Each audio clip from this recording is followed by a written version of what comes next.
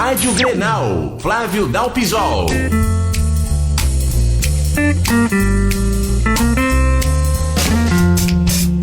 Oi, eu mesmo abrindo esse Dupla em Debate especial de sábado aqui na Grenal, onde vamos até às 2 da tarde.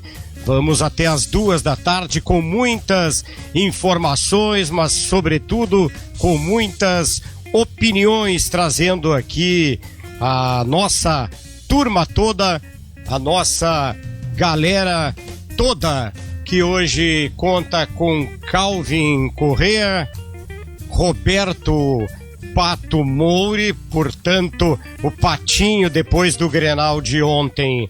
Naturalmente tem muita coisa para falar e parece que não serão muitos elogios. Nicolas Córdova também conosco na produção e também nos debates, e vamos tocar o barco aí para atualizar tudo que tem a ver com a dupla Grenal, com a projeção da dupla Grenal.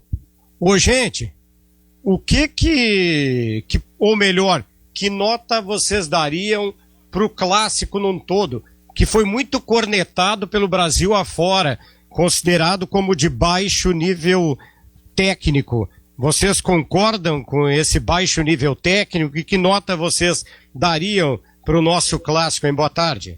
Boa tarde, Dalpisol. Boa tarde, bancada. Boa tarde, audiência da Rádio Grenal. Foi mais e um o Lucas Grenal Carlos, que também está conosco. Melancólico. Mais um Grenal ruim. Melancólico?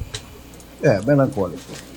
Um Grenal ruim, pobre, tecnicamente, fisicamente, e foi um Grenal que realmente deixou a desejar.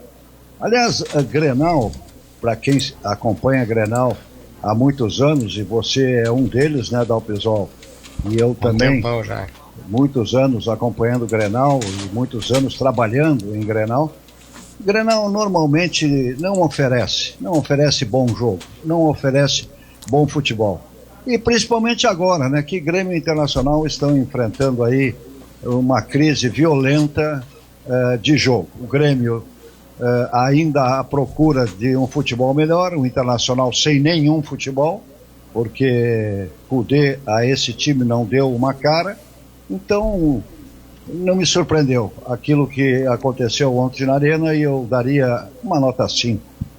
Vamos ver se o Calvin Correa se aproxima da nota, o Lucas Garski também, o Nicolas Córdova. E aí, turma, que nota dá para dar pro clássico, hein? Boa tarde.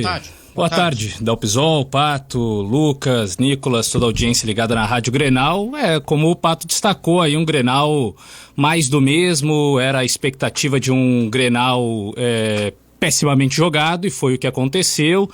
Duas equipes que tiveram muitas dificuldades para fazer um bom futebol, mas isso é do Grenal mesmo, né? É historicamente do clássico essa questão da dificuldade de propor bom jogo. Até teve um Grenal que foi mais interessante, né? O da Libertadores da América foi um Grenal bem jogado, apesar das expulsões. Teve o primeiro tempo do Grenal do Campeonato Gaúcho, depois da pandemia, não o do Centenário, o seguinte, que também teve ali um futebol legal, mas de resto, realmente clássicos para deixar a desejar.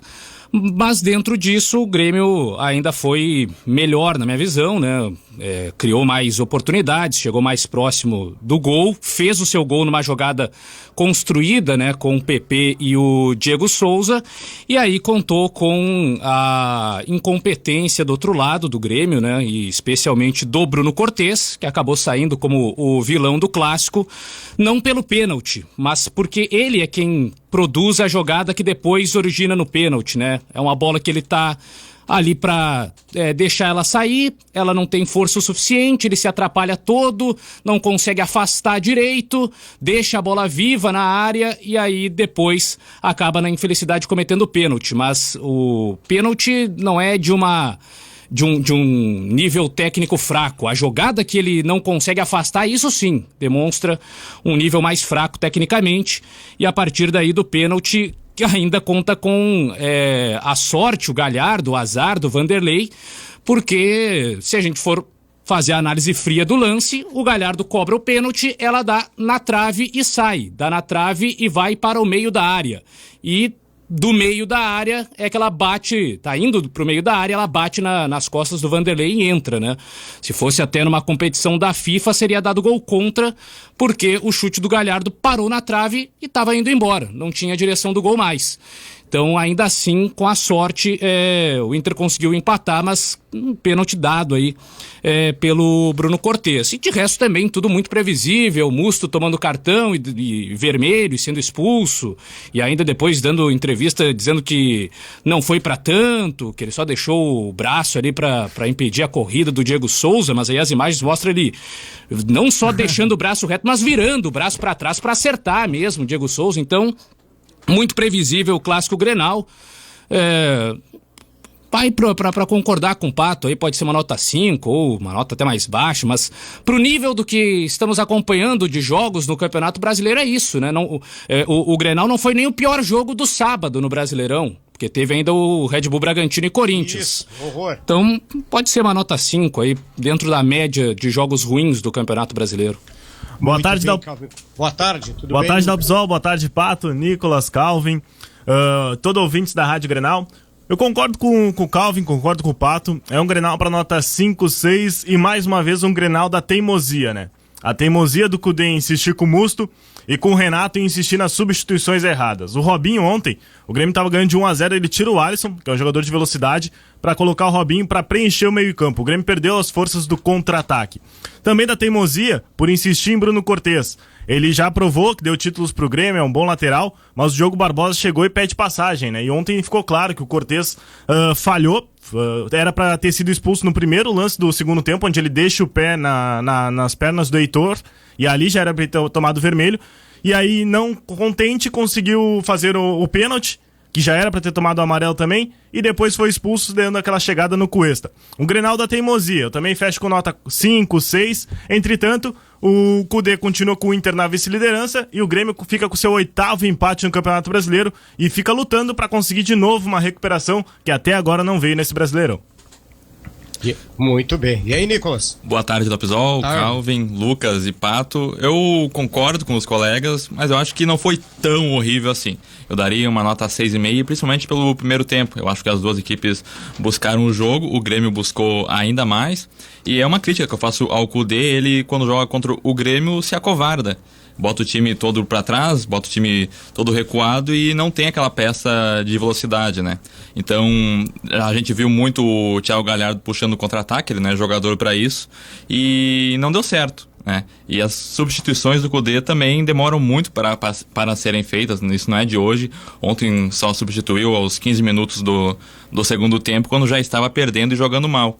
Então acredito que uma das principais dificuldades do Kudê é saber ler o jogo, saber o que está acontecendo para fazer as trocas. E quanto ao Grêmio, tem o seu herói, né, que é o PP, assim como o Inter teve o Thiago Galhardo que fez o gol, mas ambos têm os seus vilões, né? O Inter não é de hoje que o vilão é o Musto, o Cortez está sendo muito criticado também não é de hoje, mas contrataram o Diogo Barbosa, né, para a lateral esquerda do Grêmio. Jogou 2 partidas, não foi bem, até que se criou ali a Avenida Diogo Barbosa.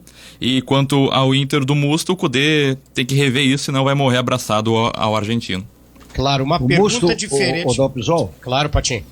Não, o Musto, eu acho que ganhou a Mega Sena quando aflorou no Brasil a pandemia. Por que digo isso? Com a pandemia, hoje não temos mais a presença de público nos estádios. Porque se tivéssemos ainda a presença de público nos estádios, o Musto certamente já teria embarcado para a Argentina naquele famoso ônibus de linha em pé. Ônibus de linha lotado.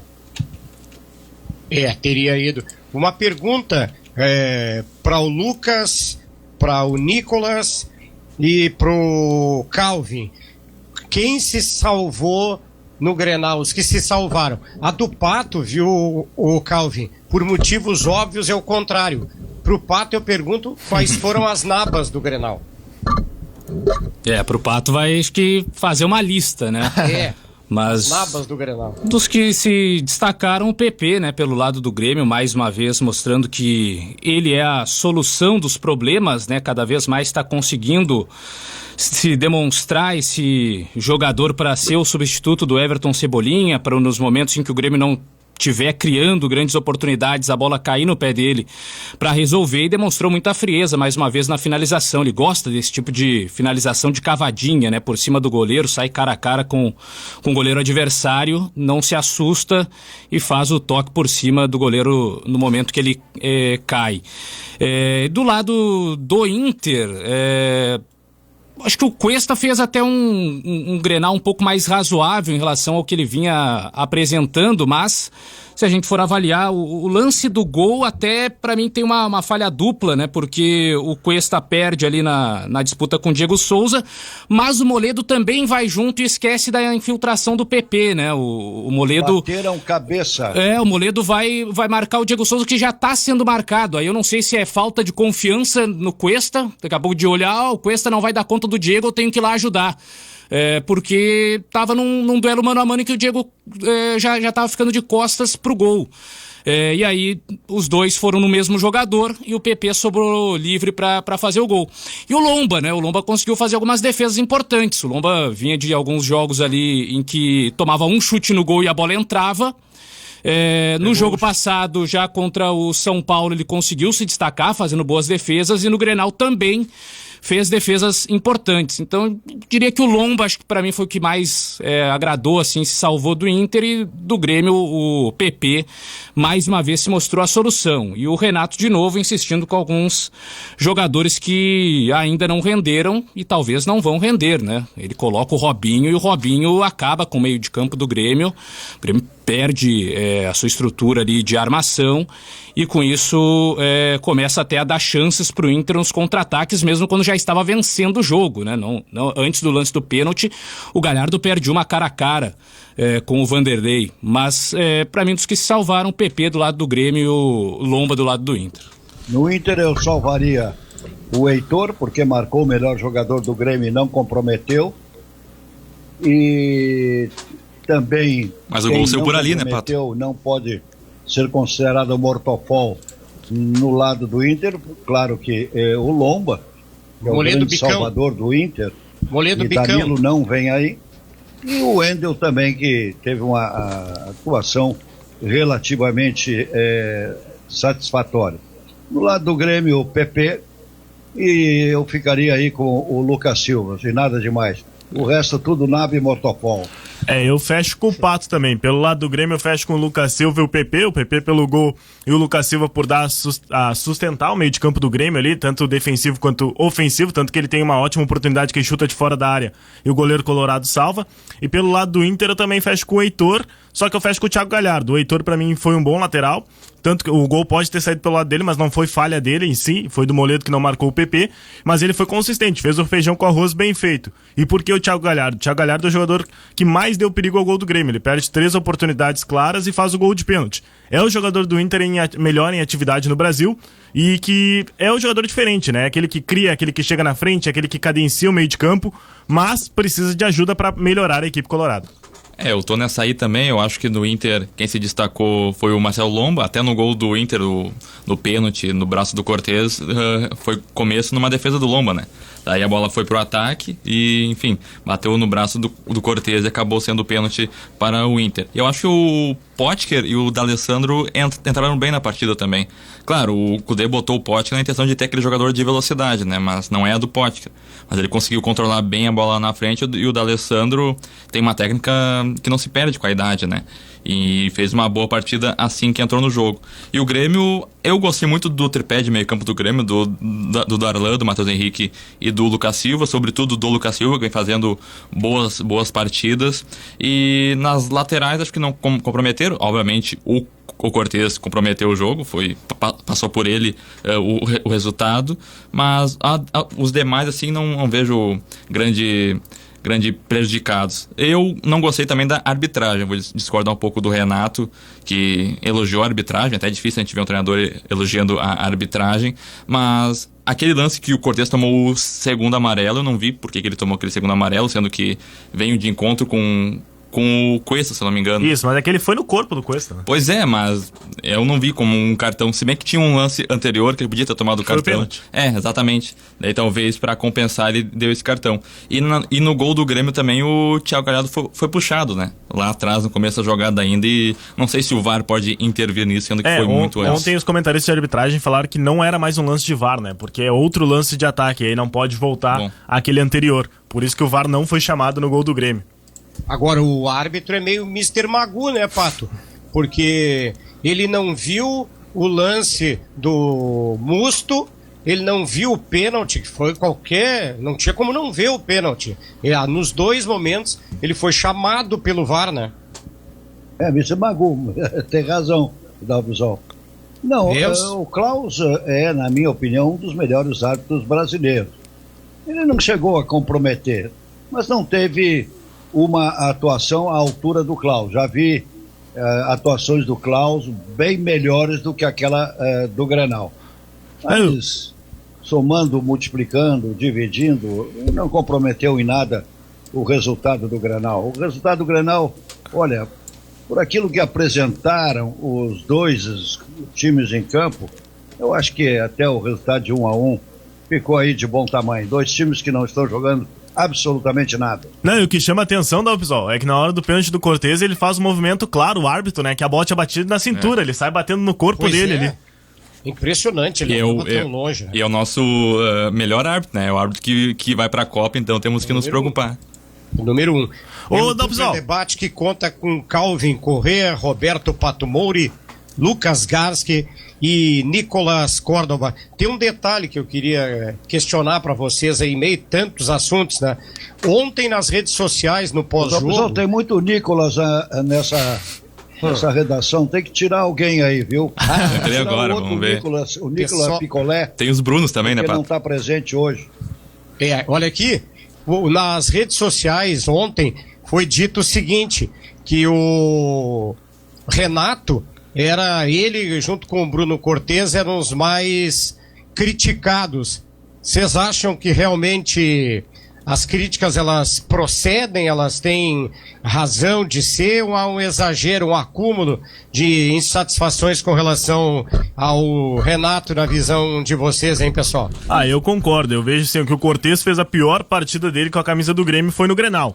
Ele falha, ele não consegue ir bem ofensivamente, nem defensivo, porque o que mantinha ele como titular da equipe era a sua ajuda defensivamente, né? Que não dava espaço pela lateral esquerda do Grêmio, conseguia marcar e aos poucos ia atacando, mesmo não acertando os cruzamentos. Ontem ele não conseguiu ir bem defensivamente nem ofensivo, e ainda prejudicou o Grêmio fazendo o pênalti e sendo expulso, sendo que o Grêmio tinha um a mais, e com um a mais no finalzinho do jogo poderia fazer a diferença. Sobre o Renato, o problema dele é a teimosia, né? Que nem o Calvin já falou, eu disse antes na abertura, ele tira o Alisson e bota o Robinho, prejudica totalmente a equipe do Grêmio, que tinha como explorar o contra-ataque botando o Luiz Fernando ou o próprio Ferreirinha, e quando ele coloca o Robinho, ele perde velocidade e perde a qualidade do meio de campo, porque o Robinho não somou e não agregou em nada a equipe do Grêmio. Então esse é o problema do Renato, é a sua teimosia com as substituições erradas novamente. Não é teimosia, o Renato tem esse problema. É um problema que o Renato tem que corrigir, se ele ainda pensa em um dia treinar a seleção brasileira. Ele mexe muito mal. Sim. Eu já acho assim que o Renato não tem tantas peças para fazer as mudanças no Grêmio. Eu dei o exemplo aqui na semana passada no Manhã Grenal, que vamos supor que o Renato é um construtor civil. Ele vai fazer uma casa, mas ele não tem cimento. Ele vê que o jogo tá ruim, o jogo tá parado, olha pro banco, vai colocar quem? Daí eu discordo de ti, Nicolas, porque depois ele tenta consertar o erro. Ele tira o Diego Souza pra botar o Luiz Fernando pra tentar a velocidade pela ponta novamente. Esquema daí, né? Ele já começa de um jeito, porque vê que ele o jogo viu que com o Robinho não deu certo, ele bota o Luiz Fernando pra tentar a velocidade de novo. É que o Robinho nunca foi esse jogador de velocidade, não sei, vem pro Grêmio pra fazer a função do que o Ramiro fazia ali, né? Que o Alisson faz. Então acho que ele tá usando mal o Robinho, né? O Robinho acho que chega pra ser um substituto do Jean-Pierre ali, talvez, porque ele não é jogador de velocidade pela direita. Mas acho que na esquerda o Grêmio tá bem servido com o PP e com o Ferreirinha. O Robinho veio do Cruzeiro também de uma baixa, né? Igual praticamente todos ali naquele ano do rebaixamento. É um jogador também mais experiente, né? Mais veterano, com mais idade. Não dá para comparar com o Thiago Neves, porque o Thiago Neves foi realmente assim, o símbolo. Claro que a diretoria do Cruzeiro fez muita coisa, mas o jogador símbolo do rebaixamento do Cruzeiro foi o Thiago Neves. O Robinho também estava na barca. E se a gente for observar, né, quem está salvando aí o Grêmio nesses últimos jogos são os garotos da base, né? É o PP que aparece bem, o Darlan tá se firmando aí na equipe, na ausência do Jean-Pierre, que é outro garoto das categorias de base, e os mais veteranos, as apostas do Renato, todas afundam, né? O Thiago Neves, o Robinho, o Cortez já ajudou bastante hoje, fica sempre na dúvida, né? Do quanto ele consegue ainda ajudar sem comprometer. Então fica um pouco mais complicado para o Renato manter as suas substituições, mas parece que quanto pior os jogadores vão, mais oportunidades eles ganham. Era assim com o Thiago Neves, quanto pior ia, mais chances recebia. André. E agora o Robinho. O André antes, mas agora o Robinho. O Robinho tem entrado mal nos últimos jogos e ganha oportunidades. Aí o Guilherme Azevedo, por exemplo, entra bem, mas ganha poucos minutos. Entrou também de novo só no finalzinho. Já poderia ser essa substituição até, né? O Renato tem colocado o Guilherme Azevedo mais pelo lado direito. Se o Alisson cansou, poderia ter colocado o Guilherme Azevedo, não perderia em nada na estrutura tática. Mas o Renato tem optado sempre pelo Robinho, achando que é o cara experiente, que vai cadenciar, vai segurar a bola e tal. E não é o que acontece, justamente é o contrário. Ele perde bolas no meio de campo e dá contra-ataques pro adversário. Exatamente, não tem velocidade. E um problema também do Renato, acho que é o bruxismo dele, né?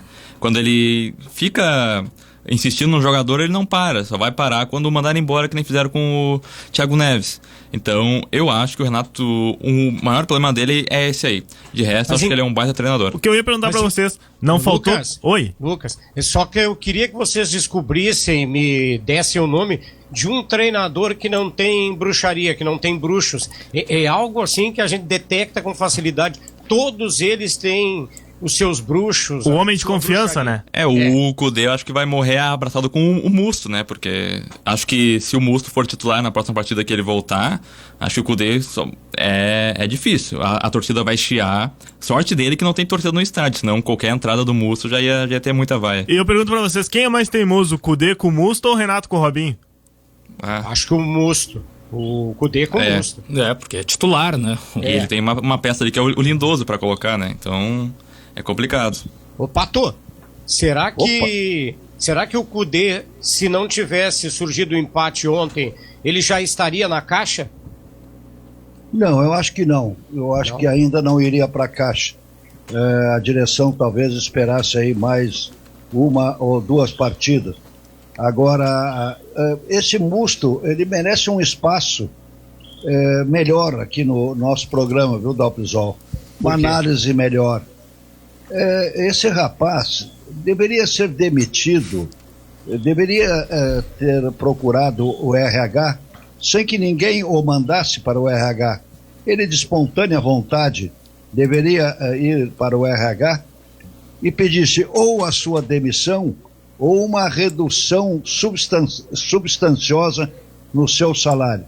E não é possível esse rapaz ainda estar envergando a camisa do Esporte Clube Internacional.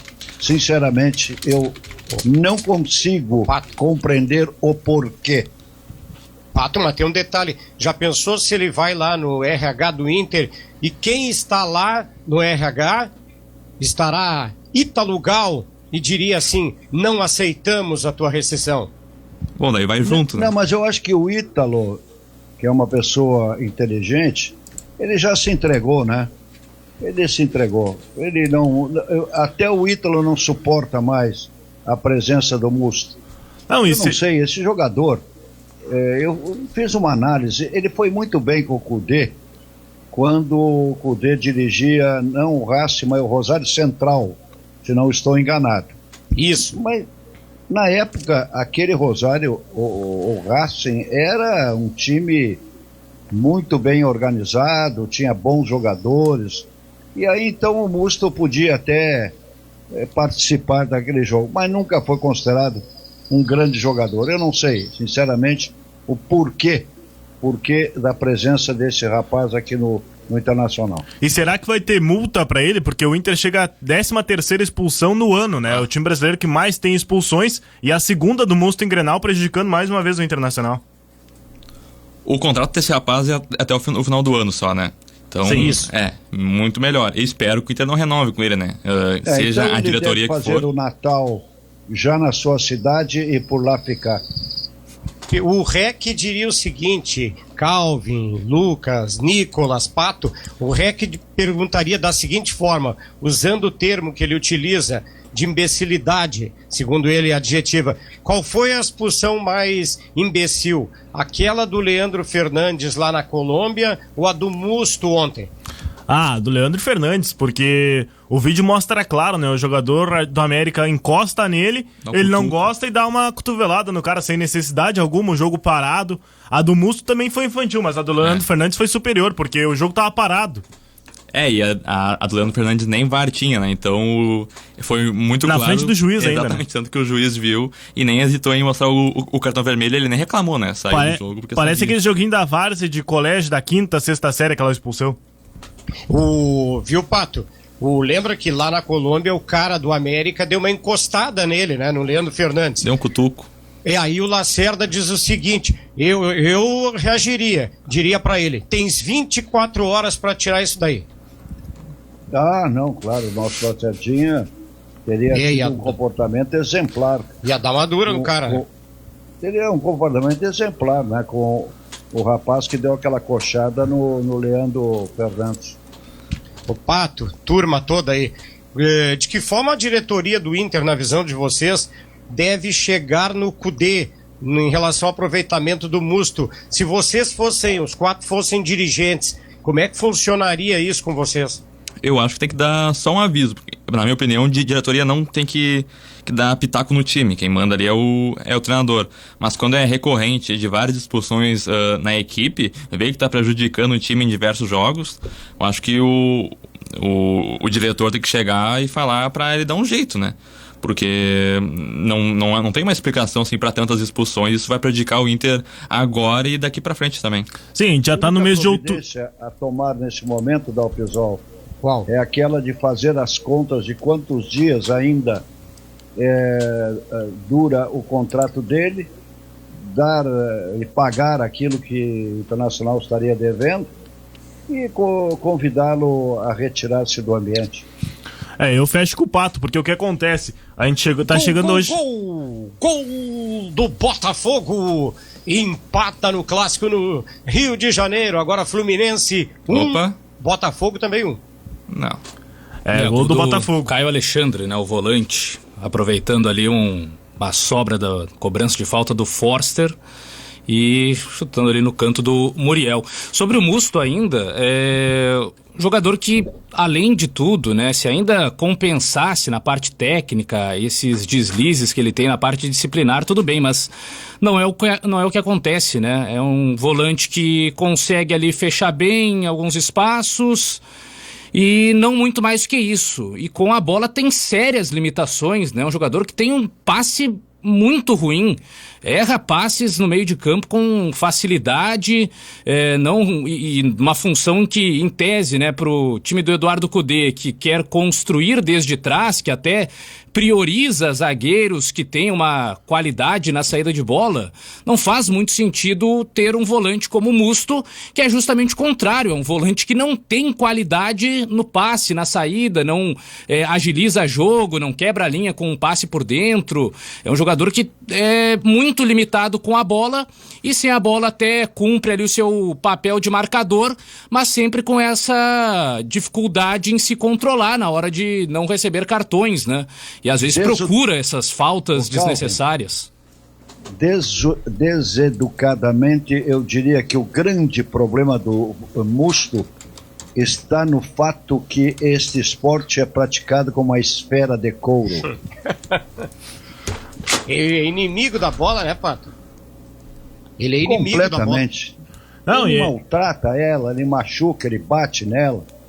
Isso aí é caso até de PO.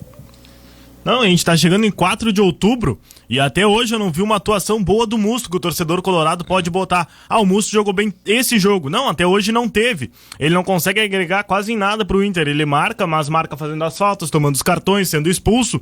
E é impossível não ter um jogador na base melhor do que ele. No próprio elenco profissional, o Inter tem o Johnny, que tá subindo, tá em ascensão, tem o Rodrigo Lindoso e o próprio Zé Gabriel, né? Ele é dessa função e tá jogando na zaga pra ter essa saída de bola qualificada. Se o Inter quer tanto, que nem o Calvin falou, essa saída de bola qualificada, como é que o Musto vai ser o teu primeiro volante? O Kudê, eu acho que ele cometeu um grande erro, sendo que o Zé Gabriel era esse volante de saída de bola e colocou ele pra zaga, e agora queimou o guri, né? Jogou as 2 últimas partidas como titular, que ele jogou muito mal, e acabou queimando o guri. Se vai colocar de volante, não sei, deveria colocar, sendo que o Musto tá mal e o Lindoso também não agrega muita coisa. Só resta saber se ele não vai teimar e deixar o Zé Gabriel ali como zagueiro eternamente, né?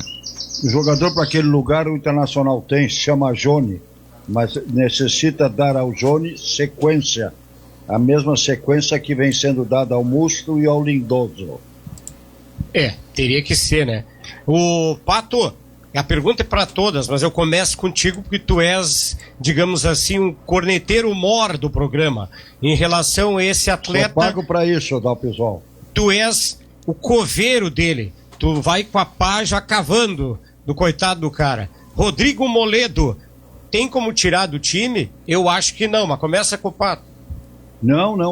Rodrigo Moledo, e ontem a prova maior da sua participação na partida, uma participação brilhante. Errou no gol, a culpa do gol é dele também, e a sua participação é brilhante, porque nesse esquema que não existe do Kudê, ele entra que é uma beleza, porque é bicão pra frente, né? A bola ele chuta para qualquer lado. Então é bago e bago. Então o Internacional não tem no elenco um jogador com essas características. Por isso ele merece ser titular absoluto. Vocês concordam? Eu concordo. O Moledo é um jogador, assim como até dá pra dizer do Musto, embora o Musto já tenha até sua imagem queimada com a torcida, o Moledo é justamente o contrário, né? Um jogador que é exaltado pelo torcedor. Eu vejo que o Moledo funciona num contexto específico, que é com o time mais se defendendo do que atacando e marcando mais atrás. Jogando por uma bola. Quanto mais atrás a marcação, ou seja, com os zagueiros próximos da própria área para defender, o Moledo tem destaque. A partir do momento que o time se propõe a construir, ou seja, aí já com os zagueiros mais à frente, próximos da linha do meio de campo, para fazer essa saída, o Moledo oferece muito pouco. Tem dificuldades, e aí fica ainda distante da própria área para defender depois. Não é um jogador tão veloz assim, então precisa ainda tomar algum cuidado para não sofrer com contra-ataques. Então, o contexto do Inter que o Eduardo Kudê está propondo, na maioria das vezes, é de ser uma equipe que vai ficar com a bola, que vai tentar se colocar no campo do adversário através dos passes. Nesse contexto, o Moledo não consegue cumprir aquilo que é exigido, por isso que o Kudê preferia colocar o Bruno Fux e agora até mesmo o Zé Gabriel. Ainda tenho curiosidade para ver o Lucas Ribeiro. Sim, quando o Inter tem que defender, como foi no caso, por exemplo, lá do jogo do América de Cali, teve um expulso, aí o time se colocou todo atrás e o zagueiro só tinha que se preocupar em rebater. Ali o Moledo começou a fazer o seu nome, porque é a especialidade dele, a rebatida. Bola vem, ele consegue fazer o desarme, ou jogar para longe. Agora, é muito pouco pro que é o modelo inicial do Inter, que é de construção, que é de protagonismo dos zagueiros criando o jogo, sendo os primeiros armadores da equipe, e nisso o Moledo, o máximo que consegue fazer é realmente dar aquele balão lá pra frente, na busca de uma casquinha do centroavante. Eu acho o Moledo um bom zagueiro. O modelo do Kudê, nós tivemos a oportunidade de verificar, então somente na partida contra o Santos, porque esse modelo atual do Kudê se aproxima muito do modelo do Odair, e eu acho que até o Odair dava ao Internacional uma consistência melhor. Eu vejo o Moledo um bom zagueiro do Dalpisol. Eu vejo ele hoje a melhor opção que o Internacional tem para jogar ao lado do Cuesta. Assim, os dois já formaram uma bela dupla de zaga nos anos anteriores, e pela saída de bola qualificada, sim, o Moledo é prejudicado, porque ele não tem tanta habilidade tecnicamente para sair com esse passe qualificado. Entretanto, ele se melhora pela qualidade da força física, do combate com os atacantes. Ontem o Diego Souza não conseguiu ganhar uma dele no corpo, e isso agrega muito pro Inter, porque o Inter vinha perdendo isso, principalmente nos clássicos grenais. Quando o Diego Souza não tinha o Moledo na sua marcação, o Diego Souza quase todas ele conseguia fazer a parede. Com a presença do Moledo, muda isso. O Inter ganha força física em posição na bola aérea e tanto no corpo, né? Entretanto, qual é o outro zagueiro que pode agregar no Internacional? O Zé Gabriel é bom tecnicamente? Sim, mas ele não comprovou isso quando tá jogando titular. Qual é a saída de bola qualificada dele? Olha o número de passes errados que ele tem jogando com a camisa do Internacional. Eu acho que o Inter se livrando já do Bruno Fux no começo do ano, acho que já é uma grande valia, porque eu não via nada de especial naquele jogador que era tão falado. Mas sobre a questão de saída de bola ou ter uma defesa consolidada, o Inter tem que escolher entre um e outro. Porque não tem esse zagueiro especialista em saída de bola, especialista em zagueirar, né? Então acredito que tem que escolher entre um e outro, porque o Inter não tem essa capacidade ainda financeira de contratar algum jogador, ou até na base também não tem um jogador que dê uma consistência defensiva forte para a equipe do Inter e também uma saída de bola decente. Estamos com o Dupla em debate aqui na Grenal, e ontem eu lembrei do que tu falas, e o Benhur também, Pato, sobre o medo que o Inter tem nos clássicos, o lado emocional. Quando deu o pênalti, eu pensei, e o Pato disse pro Choco, acho que não vai sair o gol. Saiu, só que também o Thiago Galhardo levou sorte, né? Porque bateu no poste, depois bateu nas costas. Foi o pior pênalti, não sei se vocês concordam, dos batidos pelo Thiago Galhardo, casualmente num Grenal. E eu não esperava a batida do Galhardo como ela aconteceu. Aliás, a propósito do Benhur, nossos parabéns para o nosso querido Benhurzinho. Ah, é hoje aniversário? Aniversário. Pô. E acredito que toda a nossa equipe abraça carinhosamente o comissário que está recluso lá em Arroio Teixeira. Não está. E nesse momento estará certamente lavando os pratos. Um abraço, querido Benhur. Sabe onde é que ele está? O Galhardo ontem bateu mal e diferente da maneira como ele vem batendo. E eu acho que se o goleiro do Grêmio não tivesse se atirado aquela bola teria batido na trave. Não, ela tocou, né? Então, um abração pro Benhur, tudo de bom, a criatura espetacular, maravilhosa. Os demais também entendem que o Galhardo bateu mal e talvez tenha a ver com o lado psicológico do clássico? Acho que sim, porque o Galhardo vem batendo os pênaltis muito bem, alta, a bola bate na parte de cima da rede, e pra mim ele é um dos melhores batedores de pênalti do Brasil. Ontem bateu essa bola na trave, deu a sorte de bater no Vanderlei e a bola entrar pro gol, mas acredito que esse lado psicológico pesa também, até porque questão de Grenal pro Inter agora, a parte técnica importa muito, mas a parte psicológica importa muito mais. Essa pressão de não vencer Grenal a 11 jogos é muito pesada. Ontem ele foi muito mal nas finalizações, né? Porque a primeira chance que ele tem é um cara que depois até o árbitro marcou o impedimento, mas ele chuta em cima do goleiro do Grêmio, não consegue deslocar. Depois, no segundo tempo, teve aquela chance no contra-ataque quando o Inter já estava com a menos, um grande passe do Alessandro, por sinal, e o Galhardo sai cara a cara com o Vanderlei, também chuta pra fora, e o próprio pênalti ele chuta na trave, né? O gol é dado pra ele, porque não sei, a lógica do futebol brasileiro é essa, mas se a gente for fazer a análise fria, é uma bola na trave, da trave tá indo pra fora, né? Tá indo pro meio da área, ou seja, a finalização dele já foi concluída, não entraria, e aí bate nas costas do Vanderlei e entra, seria um gol contra, mas a arbitragem marcou o gol do Thiago Galhardo, apesar dele chutar na trave, a bola não ter a direção do gol na sobra. Mas foi realmente uma partida em que talvez possa ter pesado um pouco essa questão de não fazer gols e tal, porque todas as finalizações dele foram ruins. Saiu cara a cara algumas vezes e perdeu, chutou pra fora, chutou em cima do Vanderlei até quando não tava valendo, e o próprio pênalti ele chuta na trave. A pressão muda, né? Tanto que ele muda a forma de bater o pênalti, né? Ele tentou colocar pra bater aquele pênalti de segurança garantido no cantinho e no canto, só que foi diferente do que ele vem batendo, né? Ele normalmente bate forte e alto, E no Grenal ele bateu no canto tentando fazer aquele pênalti de confiança, né? Colocar a bola pra garantir. Bateu na trave, acabou dando a sorte de bater nas costas do Vanderlei. Outro jogador pra mim do Internacional que foi muito apagado ontem e já não é de ontem que veio jogando mal é o meia Bosquilha, né? Tá devendo no Internacional ainda. Pois é. Por que será que ele... Questão de posicionamento ou de má fase do Bosquilha, vocês entendem assim?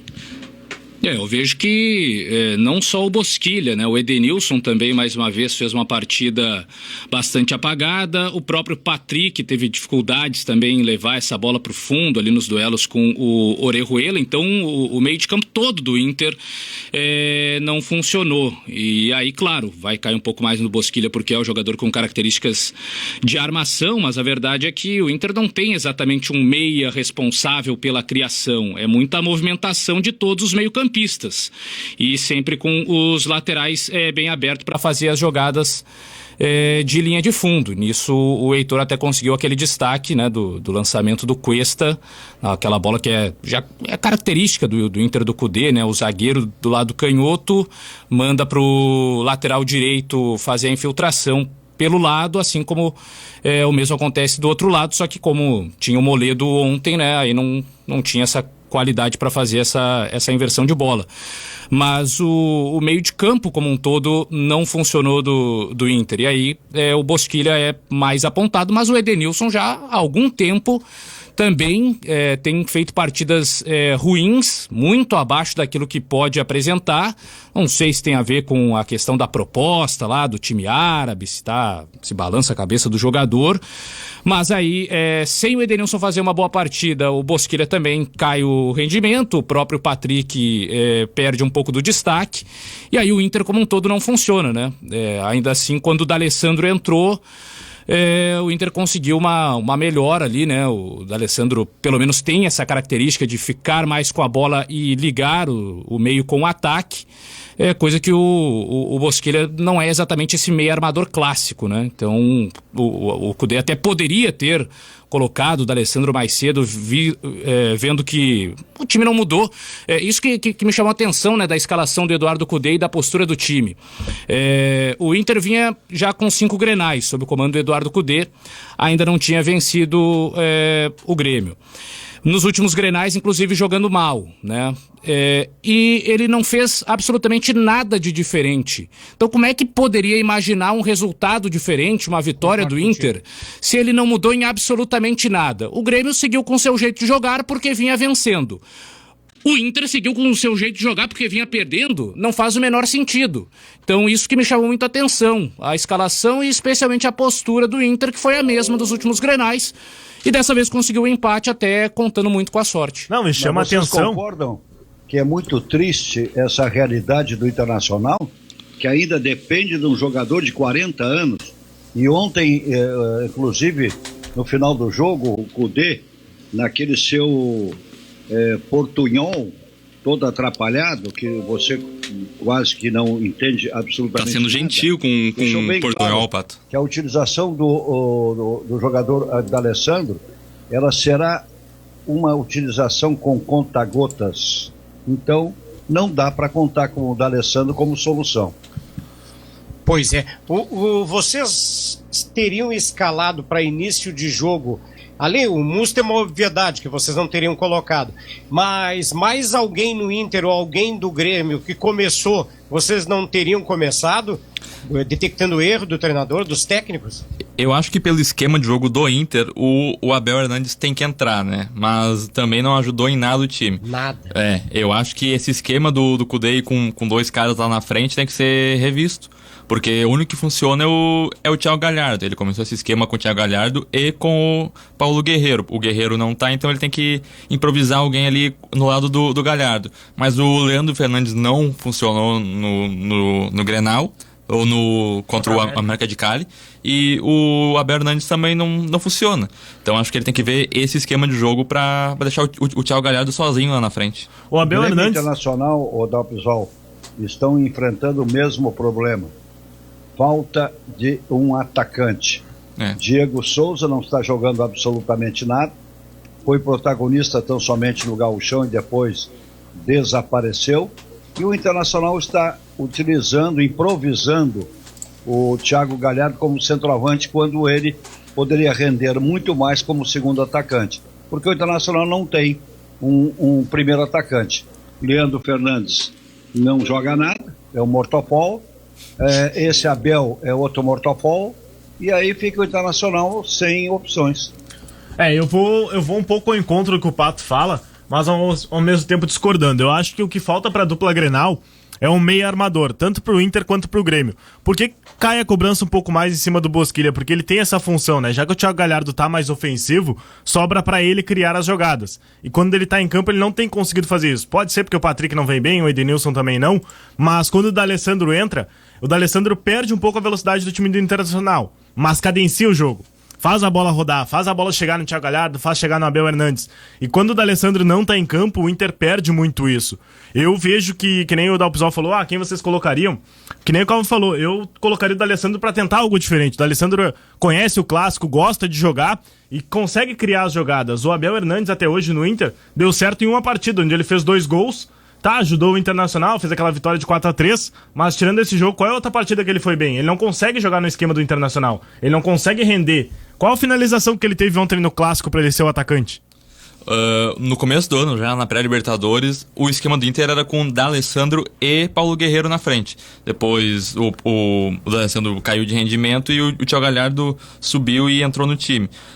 Talvez tentar o D'Alessandro na frente começando as partidas e se cansar, troca ele no segundo tempo. Mas o Inter não tem essa peça, que nem o Pato falou, essa peça de ataque. Então dificulta muito mesmo para poder montar um time. Vocês que não são tão azedos, vocês três, não tem o azedume do Pato, vocês também admitem, embora isso, que o Grenal foi reflexo da qualidade técnica do Campeonato Brasileiro, ou seja, que praticamente inexiste? Eu concordo. Ontem eu tava pensando quem é o melhor time do Brasil, porque eu não vejo o Atlético Mineiro, que é o líder do campeonato, jogando bem.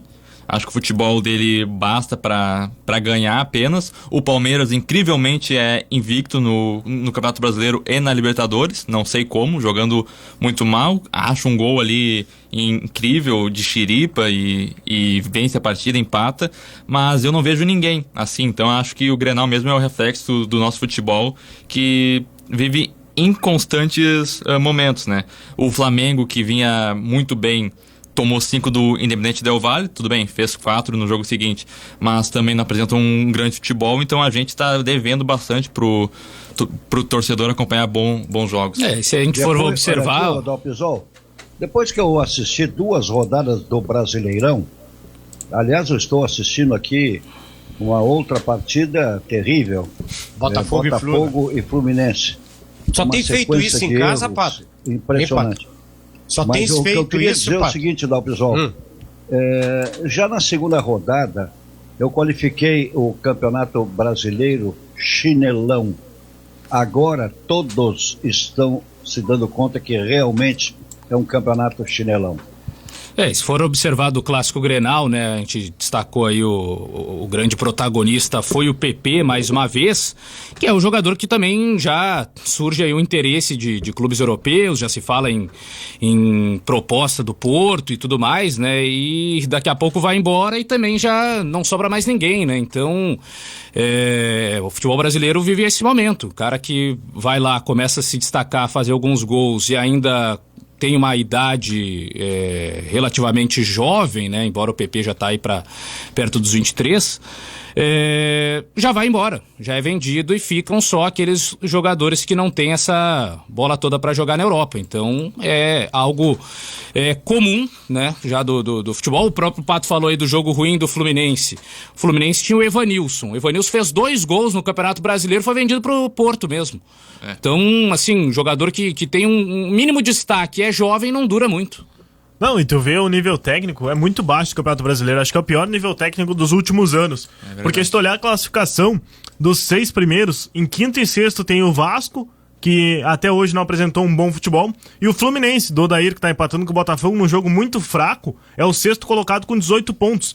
Abaixo dele tem Flamengo, tem o Santos, tem o Grêmio, tem o Corinthians. É um futebol que não consegue criar e agradar todo mundo. O Palmeiras mesmo é o terceiro colocado. Tá invicto, mas qual é o bom futebol do Palmeiras? Tem um rico elenco, mas o Vanderlei Luxemburgo não consegue fazer jogar. O próprio Atlético Mineiro joga 8-80, vai pra cima, tenta o gol, mas não é um futebol bonito de se ver. O Santos, é o destaque do Marinho, mas quando o Marinho não vai bem, o time vai mal. Então o próprio Grêmio tá com 8 empates, é o 15º colocado. É a segunda equipe que mais empatou, só perde pro Botafogo, que é o 18º com 9 empates. Dopizão. Oi, diga. Queria mandar um abraço aqui pro Gabriel Dutra, colorado, e pro sogro dele, Valdomiro, gremista, que estão nos acompanhando. E eu vou azedar um pouco também. Ontem eu vi nas redes sociais do Matheus Henrique, do PP e do Paulo Miranda, eles comemorando esse empate, né? Falando, já são 11. Eu vou azedar porque o empate do Grêmio em 15º colocado no Brasileirão não pode ser visto como algo positivo. O Grêmio já tem 8 empates nesse Campeonato Brasileiro, apenas 2 vitórias, e tem jogador comemorando o empate. Tudo bem, é Grenal, é um tabu de 11 jogos, mas um ponto em 3 jogando em casa, acho que é complicado. Não sei se o torcedor aceita, talvez aceite porque é contra o Inter, né? Mas se fosse qualquer outro empate, o torcedor novamente ia estar chiando. A grande questão é que agora, assim, a não ser que aconteça depois de enfrentamento nas oitavas de final da Libertadores ou mais à frente na Copa do Brasil, pelo menos nesse ano ainda não tem mais Grenal, né? Porque o do segundo turno já é em 2021. E o Grêmio agora vai precisar começar a jogar. Vai precisar começar a jogar e jogar bem contra outros adversários. Porque o Grêmio está se garantindo no Grenal, são 11 invictos, vence alguns, empata os outros e tal, não perde, né? Mas agora vai ter adversários aí que o Grêmio não tem esse domínio amplo como tem diante do Internacional e vai precisar começar a jogar bem, a conseguir os resultados e as vitórias, né? O Renato tá nesse discurso ainda, né? Daqui a pouco vocês vão ver, falem comigo daqui a algumas rodadas, o Grêmio vai decolar e tudo mais. Eu vi isso antes, né? Só que ele já tá falando isso desde a quarta rodada, quinta rodada, já estão lá indo pra 15ª. É um teco-teco, né? Uma quarta rodada, Então, assim, uma hora o Grêmio vai ter que parar de ser só o discurso pra ir pra prática, né? O que é decolar na visão de vocês? É chegar a uma vaga na Libertadores? Eu tô falando em relação ao Campeonato Brasileiro. Claro. Oi? É claro, aqui a dupla Grenal vai pra guete quando conquista um lugar na Libertadores. O que é um grande... é um apequenamento, né? Você colocar aí o objetivo da dupla Grenal como entra no campeonato para pegar uma vaguinha de Libertadores da América. Ou seja, é um time que já entra não querendo o título, ou não tendo condições de disputar o título. Aí faz uma campanha assim, média e tal, depois chega lá no final, consegue a vaga na Libertadores, porque são muitas vagas, né? Começa com 4 diretas, mais 2 da pré, mas daí depois vai o campeão da Copa do Brasil, entra ali, aí tem um da Sul-Americana, um da Libertadores, daqui a pouco já são 8, 9 vagas no Brasileirão. E com isso pega uma vaga e diz, olha só, viu só, mais uma vez chegamos lá e tal.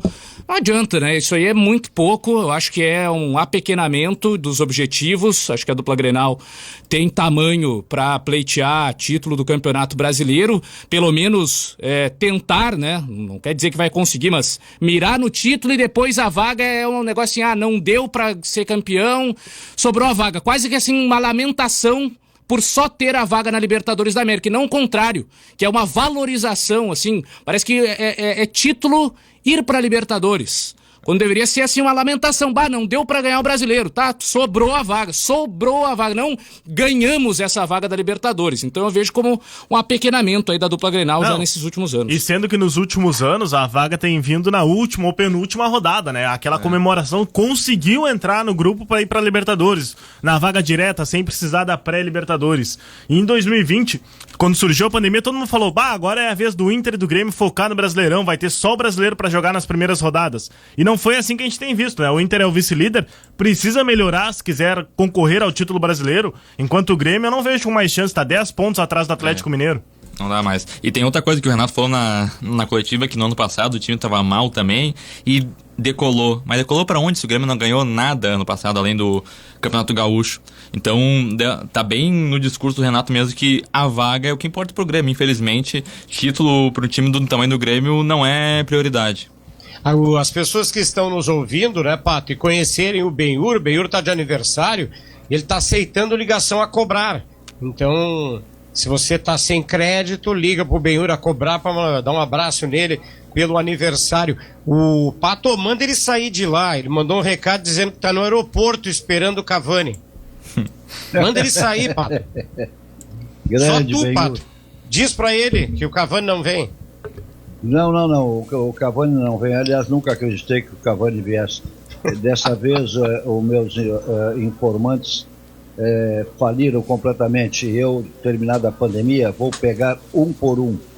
Muito bem. Olha aqui, quem é que tá pior? O time ou o Cudê? Se vocês tivessem que escolher, assim. Acho que o Cudê, porque passa por ele, né? O Dalpisol, sinceramente, tem vida curta. Não tem vida muito longa no Internacional, não. Eu acho que ele tem que ficar assim. Eu sou contra essa cultura de demitir treinadores. Eu também sou contra a gente ficar alimentando isso, né? A gente vive reclamando que o jogador cai, que treinador cai mês sim, mês não. A gente acha que tem que dar confiança pros treinadores, principalmente daqui, da dupla Grenal. E o Cudê vem com uma proposta diferente, né? Vem com uma proposta de ofensividade e intensidade. Então a gente tem que dar essa chance pra ele. Mas ele tem que se ajudar também. Ele não tem que ser teimoso. Que tu quiser. Se Oi? tu não tem jogadores, daí não a adianta. A responsabilidade é dele, porque esses jogadores que aí estão foram trazidos por ele. Não dá para propor esse futebol aí, porque esse futebol que ele tem em mente não dá.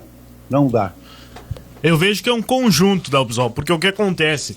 O Cudê, ele tem aquele estilo de jogo do Inter, ele quer mudar porque vem de um time do Odair que jogava a bola para o adversário e só marcava e tentava o contra-ataque, e nesse ano é o contrário, tenta propor o jogo. Entretanto, com as peças que tem, não tem conseguido, então ele precisa ter a consciência de que precisa mudar e precisa achar uma forma do Inter conseguir jogar bem. Entretanto, os jogadores do Inter, o próprio Patrick, na coletiva pós-Libertadores, falou, né, que os atletas não conseguem entender o que o Cudê pede, porque não conseguem fazer essa função. Então, falta o diálogo, falta sentar com os jogadores e conversar, ver o que pode fazer, o que pode ser melhorado, porque o Inter não consegue criar as jogadas. Qual é o jogador que cria pro Internacional? Que faz o Thiago Galhardo ficar na cara do gol, o Abel Hernandes, que não for os cruzamentos ou uma bola lançada pelo Cuesta? O Cudê, ele consegue ainda se salvar, digamos assim, pelo contexto geral da competição. Não, assim, observando, o Inter não está jogando bem, de fato não está. Aí a análise que é feita é num geral. Bom, e quem está? E aí a gente chega de novo na conclusão, né? De que realmente ninguém está conseguindo jogar bem. Tanto que o Inter ainda, pelo menos, se mantém em segundo lugar, né, no campeonato. Segue ali como a melhor defesa da competição, né? Sofreu apenas 9 gols. A sensação que dá ultimamente é que o Inter é vazado todo o jogo. Mas ainda assim é a melhor defesa do campeonato. Sofreu menos de um gol por partida, são 13 jogos disputados e apenas 9 gols sofridos. Então, média de menos de um gol sofrido por jogo. E começou muito bem, né, Calvin? E é a partir de agora que tá decaindo muito.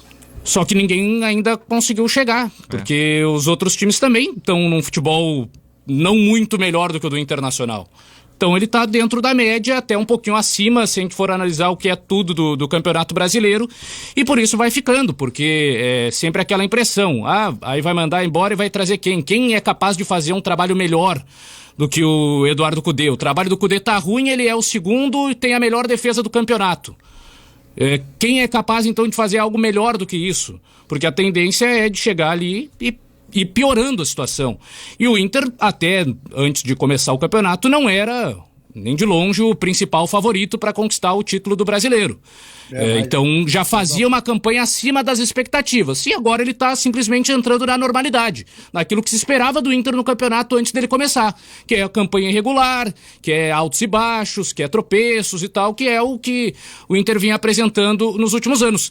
Ainda tem o bônus de que é o segundo colocado no momento. Sim, porque se tu pegar a avaliação do Gauchão desse treinador, nós temos que colocar as contratações por ele indicadas, ou seja, Moisés, Musto, Marcos Guilherme, Leandro Fernandes, Abel Fernandes, todas elas são contratações indicadas pelo senhor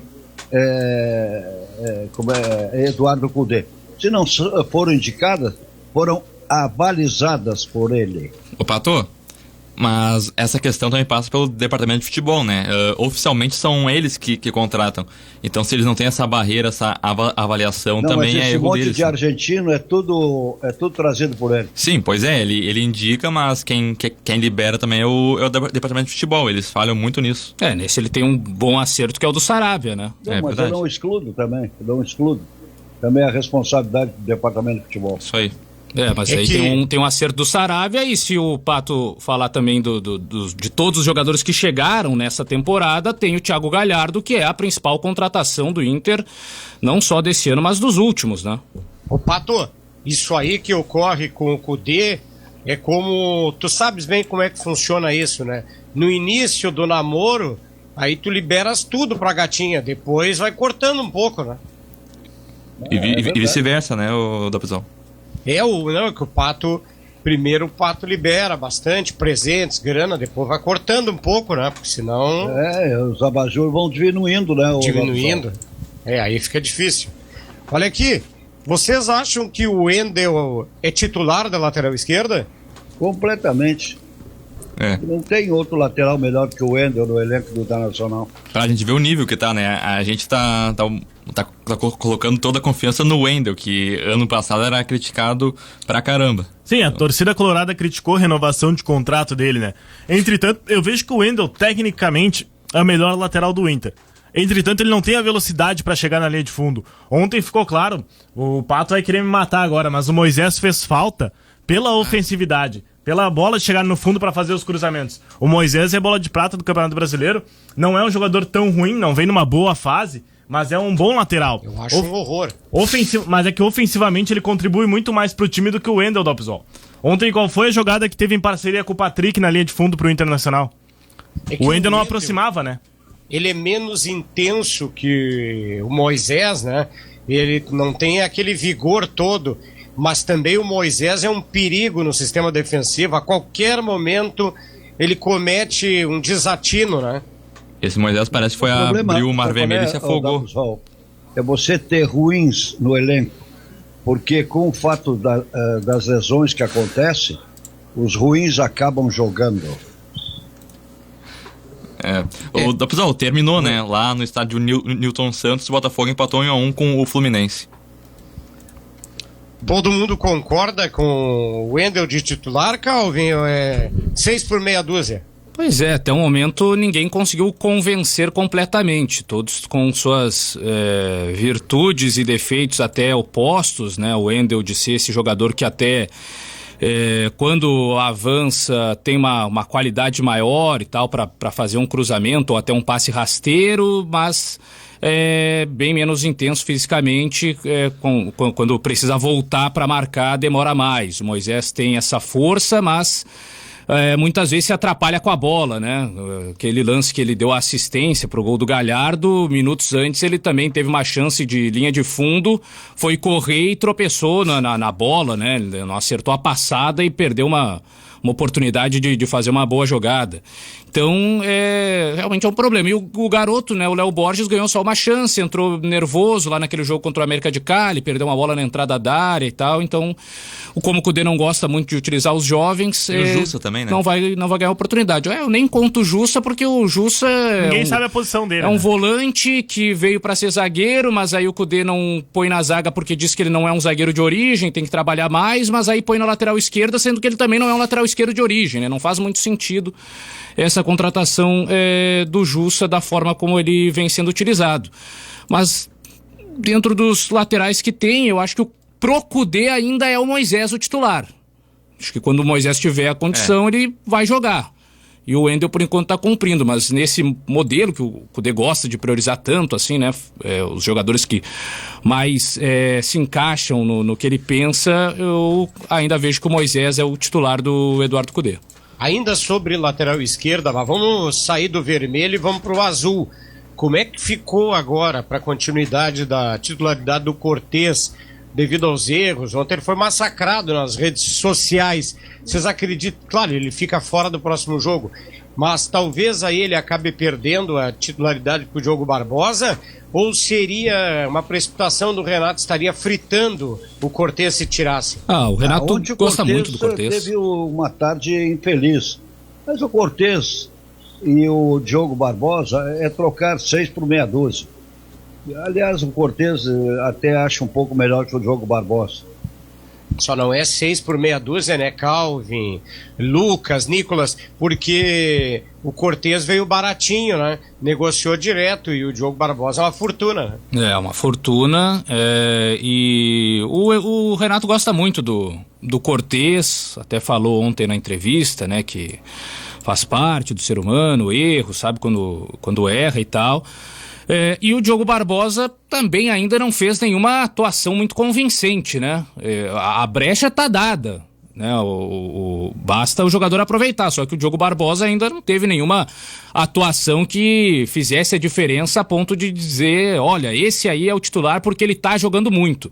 Não adianta ser só o titular porque o outro tá jogando mal, né? Se o Diogo Barbosa também não conseguir fazer grandes atuações, vai ficar difícil dele ganhar um espaço, né? Então, eu imagino que agora o Diogo Barbosa vai ter ainda uma oportunidade na sequência, né, por conta da expulsão do Bruno Cortez, mas se não aproveitar, se fizer também um jogo mais ou menos, sofrer ali defensivamente como ele em alguns momentos sofre, aí o Cortez volta mesmo com alguns erros aí, especialmente o erro do Grenal.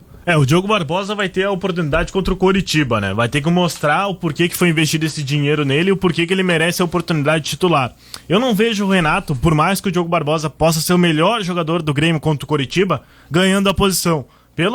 Pela cabeça do Renato, pelo que ele vem fazendo nos últimos anos, ele não vai tirar o Cortez assim do time. O Cortez vai ir jogando e o Diogo Barbosa vai ganhando as oportunidades. Porque se ele tira o Cortez agora, ele queima o jogador, né, com a torcida. E o Renato não é de fazer isso. Pois eu também acho, estaria fritando o jogador, né? Porque daí sempre meu grupo, aí ele detonaria com o grupo dele, né? Não, e aí ele é contra o que ele já fez, né? Com o próprio André, com o Thiago Neves, e aí na primeira oportunidade ele tiraria o Cortez. Eu não vejo ele fazendo isso. Pois alguém deve estar se perguntando assim, né, pessoal? Vocês querem o perdão pro Cortez e não querem pro Musto? É que, como disse o Pato, ontem o Cortez comprometeu. O Musto compromete sempre. É bem diferente, né? E o Cortez até não é tanto caso de RH imediato. O Cortez nem é tanto de comprometer na parte defensiva, né? O que o torcedor acho que mais cobra dele é justamente o apoio, que ele chega ali na linha de fundo, ele geralmente chega bem, esse é um mérito, ele se posiciona bem para receber em boas condições e fazer o cruzamento. O problema é que ele tem dificuldades no cruzamento. Ontem ele até acertou um ali pro Diego Souza, que ganhou em cima do Cuesta, mas via de regra o Cortez chega na linha de fundo e carimba ali o tornozelo de algum marcador que tá na frente dele. Ele não tem a vitória pessoal, não consegue se livrar da marcação no drible e tal. E ontem que sim, ele comprometeu na parte defensiva ao não conseguir afastar a bola, né? É uma bola ali que ele podia ter afastado de primeira, ele espera a bola sair, a bola não chega a ter força pra ir pra linha de fundo, e aí ele se atrapalha todo ali, chuta em cima do Edenilson e sai o pênalti depois na sequência, mas num todo o Bruno Cortez, se tem algum problema, é mais ofensivo do que defensivo. Aliás, esse Edenilson ultimamente também não tem jogado nada, né? Desde que surgiu essa proposta para o Edenilson parece que está com a cabeça na lua, não está dentro do jogo. Ontem, mais uma vez, uma atuação precária do Edenilson. Mas imagina como fica a cabeça do cara também, né? Tem uma proposta milionária pra... Então vai embora, né? Exatamente, mas o Inter não quer liberar, né, Pato? Esse é o problema. Mas daí vai ter um jogador sem vontade em campo e comprometendo, né? E ontem ele foi muito mal de novo. Mas se vocês chegam a detectar que ele possa estar com pouca vontade, ou assim como os demais é má fase? Eu acho que tá pesa, né? Vontade, ele tá com a cabeça na lua. Ele quer ir, né? Tá jogando a la Luan. Aliás, eu vi o Luan ontem. Nossa. Que horror, né, Pato? Hein? Hein, Calvin? Que horror o Luan, né? Que horror o Corinthians, né? Que horror o Corinthians e até o próprio Bragantino. Ontem também foi muito mal, foi um jogo horroroso, de vários passes errados. O lance aquele do Léo Natel, que ele vai afastar a bola, chuta pra dentro da própria área e o Gil vai consertar o erro, cabeceia pro meio da área pro Léo Ortiz e o Léo Ortiz ainda termina chutando pra fora, né?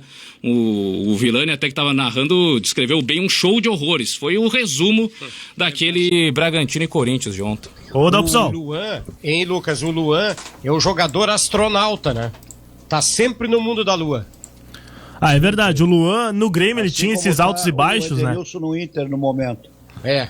O Luan tinha esses altos e baixos, mas ultimamente, nos últimos praticamente 1 ano e meio, ele não consegue jogar, né? Não tem uma partida que dê pra destacar do Luan que ele foi protagonista. E no Corinthians, ele foi protagonista em um jogo na preparação lá na Florida Cup, onde é uma várzea, né? Não é um campeonato, não é um jogo disputado, é um amistoso. E tirando aquela partida, não teve mais nenhuma que ele foi destaque pelo Corinthians. Né? Isso. E ele, a família dele, ele conseguiu o sonho dele de jogar no Corinthians. Muitas viagens eu fiz com o Grêmio em jogos contra o Corinthians. Terminava o jogo, o Luan saía com 4, 5 camisetas do Corinthians embaixo do braço, né? Trocava lá com as do Grêmio, enfim. Toda a família corintiana, ele é do interior de São Paulo, mas nem isso fez com que ele crescesse em termos de rendimento. Né? Sim, todo mundo esperava que ele ia jogar no time do coração, que ele já tinha se declarado corintiano e que ele ia voltar a ser o Luan campeão da América, né? Só que até o momento não conseguiu demonstrar isso, seja porque no Corinthians é um esquema diferente, é uma forma de jogar diferente, onde ele tem que marcar, né? Ele tem que correr, ele é muito cobrado. E no Grêmio ele não fazia tanto isso, né? Ele ficava ali como falso 9, esperando a bola. E lá no Corinthians ele não tem essa oportunidade. Ele tem que criar, ele tem que vir buscar a jogada e não tem conseguido fazer isso. Eu sempre achei ele um mortofol, que nem diz o Pato. Em 2017 ele calou minha boca, jogou muita bola, mas só foi esse ano também. Ele sempre foi um jogador apático dentro de campo, um jogador que não se mostrava comprometido com o time, de má vontade. E no Corinthians foi, todo mundo achava que, agora vai. Não foi, Nesse daí. momento ele não é um mortopol, ele é um nabafol. Meu Deus. Ô, Dalpson, tem participação pelo WhatsApp aqui da rádio, 999194808. O Leandro de Santa Maria tá falando, no início desse ano, o Renato tirou o Cortez e colocou o Caio Henrique de titular. Por que ele não faria isso agora com o Diogo Barbosa? A tendência é que seja isso, né? Mas o Diogo Barbosa tem que jogar alguma coisa também, né? Não pode ser aquela avenida como ele foi ali nos jogos que 10 atuou. milhões por 25%. É brabo. Loucuras. Mais 10, né, Pato? A partir do ano que vem, se não me engano, por mais 25%. Então, é um negócio que o Grêmio fez com um jogador de 28 anos. Eu acho que essa cultura de contratação do Grêmio também tem que mudar. Já tá na hora de mudar. O Grêmio agora vai gastar com o Diogo Barbosa, mas as contratações que o Grêmio faz normalmente é de uma naba que tá lá jogado num time e ele vai lá buscar. O Grêmio não tem uma contratação assim firme. Vou pagar por esse jogador que vai me dar resultado. O Grêmio só traz jogador pra banco de reservas, não traz um reforço assim que chega pra ser titular. Trouxe o Caio Henrique por empréstimo, mas não ficou, então é uma cultura de contratações que o Grêmio tem, que o Renato recupera teu jogador. Não tá recuperando, e agora o que se faz? Tem que comprar um jogador pronto, botar a mão no bolso e botar o jogador no time. O Darlan Agora, Colorado... O Grêmio se livrou de uma nabafol, hein? Que é aquele Pedro Raul, entrou no segundo tempo hoje. Nossa Senhora. Apanhando da bola, né, Pato? Nossa, um grandão que machuca a bola, maltrata a bola. Deveria ser, inclusive, condenado por machucar tanto a esfera de couro. O Darlan Colorado, aqui pelo WhatsApp da Rádio Grenal, 999194808, diz que falta um capitão para o time do Internacional e diz que o Kudê tem que colocar o Patrick na função de meia armador. Foi assim que ele jogava na era do Papito. Pois é, mas ontem o capitão foi o Edenilson, e que segundo a visão de todos nós, assim, o Pato diria o mortofol, o nabafol, não adiantou dar responsabilidade para ele de ser o capitão, né? Eu não vejo... Em 5 minutos ele fez uma jogada tão somente. Não, e eu não vejo o Edenilson com essa característica de capitão. Tanto que quando acontecia faltas ou alguma pressão pra ir em cima do árbitro, era o Cuesta que ia normalmente lá conversar com o juiz, e o Edenilson chegava bem aí depois, mais calmo, pra tentar conversar. Eu não vejo ele com aquela energia, com aquele afoito de ser o capitão, de conversar, de brigar, disputar pela bola, disputar pelas faltas pro seu time. Eu vejo ele num clima mais calmo e não vejo ele como o seu principal jogador pra ter essa característica de usar a abraçadeira no braço ali como capitão do Internacional. Isso reforça a nossa tese também de que ele tá com a cabeça na lua, né? Que ele tá com a cabeça em outro lugar. Porque mesmo como capitão ele não se mostrava dentro de campo e, enfim, acho que ele tá com a cabeça em outro lugar, a cabeça lá no time árabe lá, e não tá jogando nada e nem sendo um bom capitão pro Inter. Pois é. A gente fala muito do mau momento do Diego Souza, né, Calvin? Mas também a gente é categórico, né? Esse Abel Hernandes aí... Tá, mas a questão, eles são municiados e qual dos dois é mais municiado? O Diego Souza no Grêmio ou o Abel Hernandes no Inter?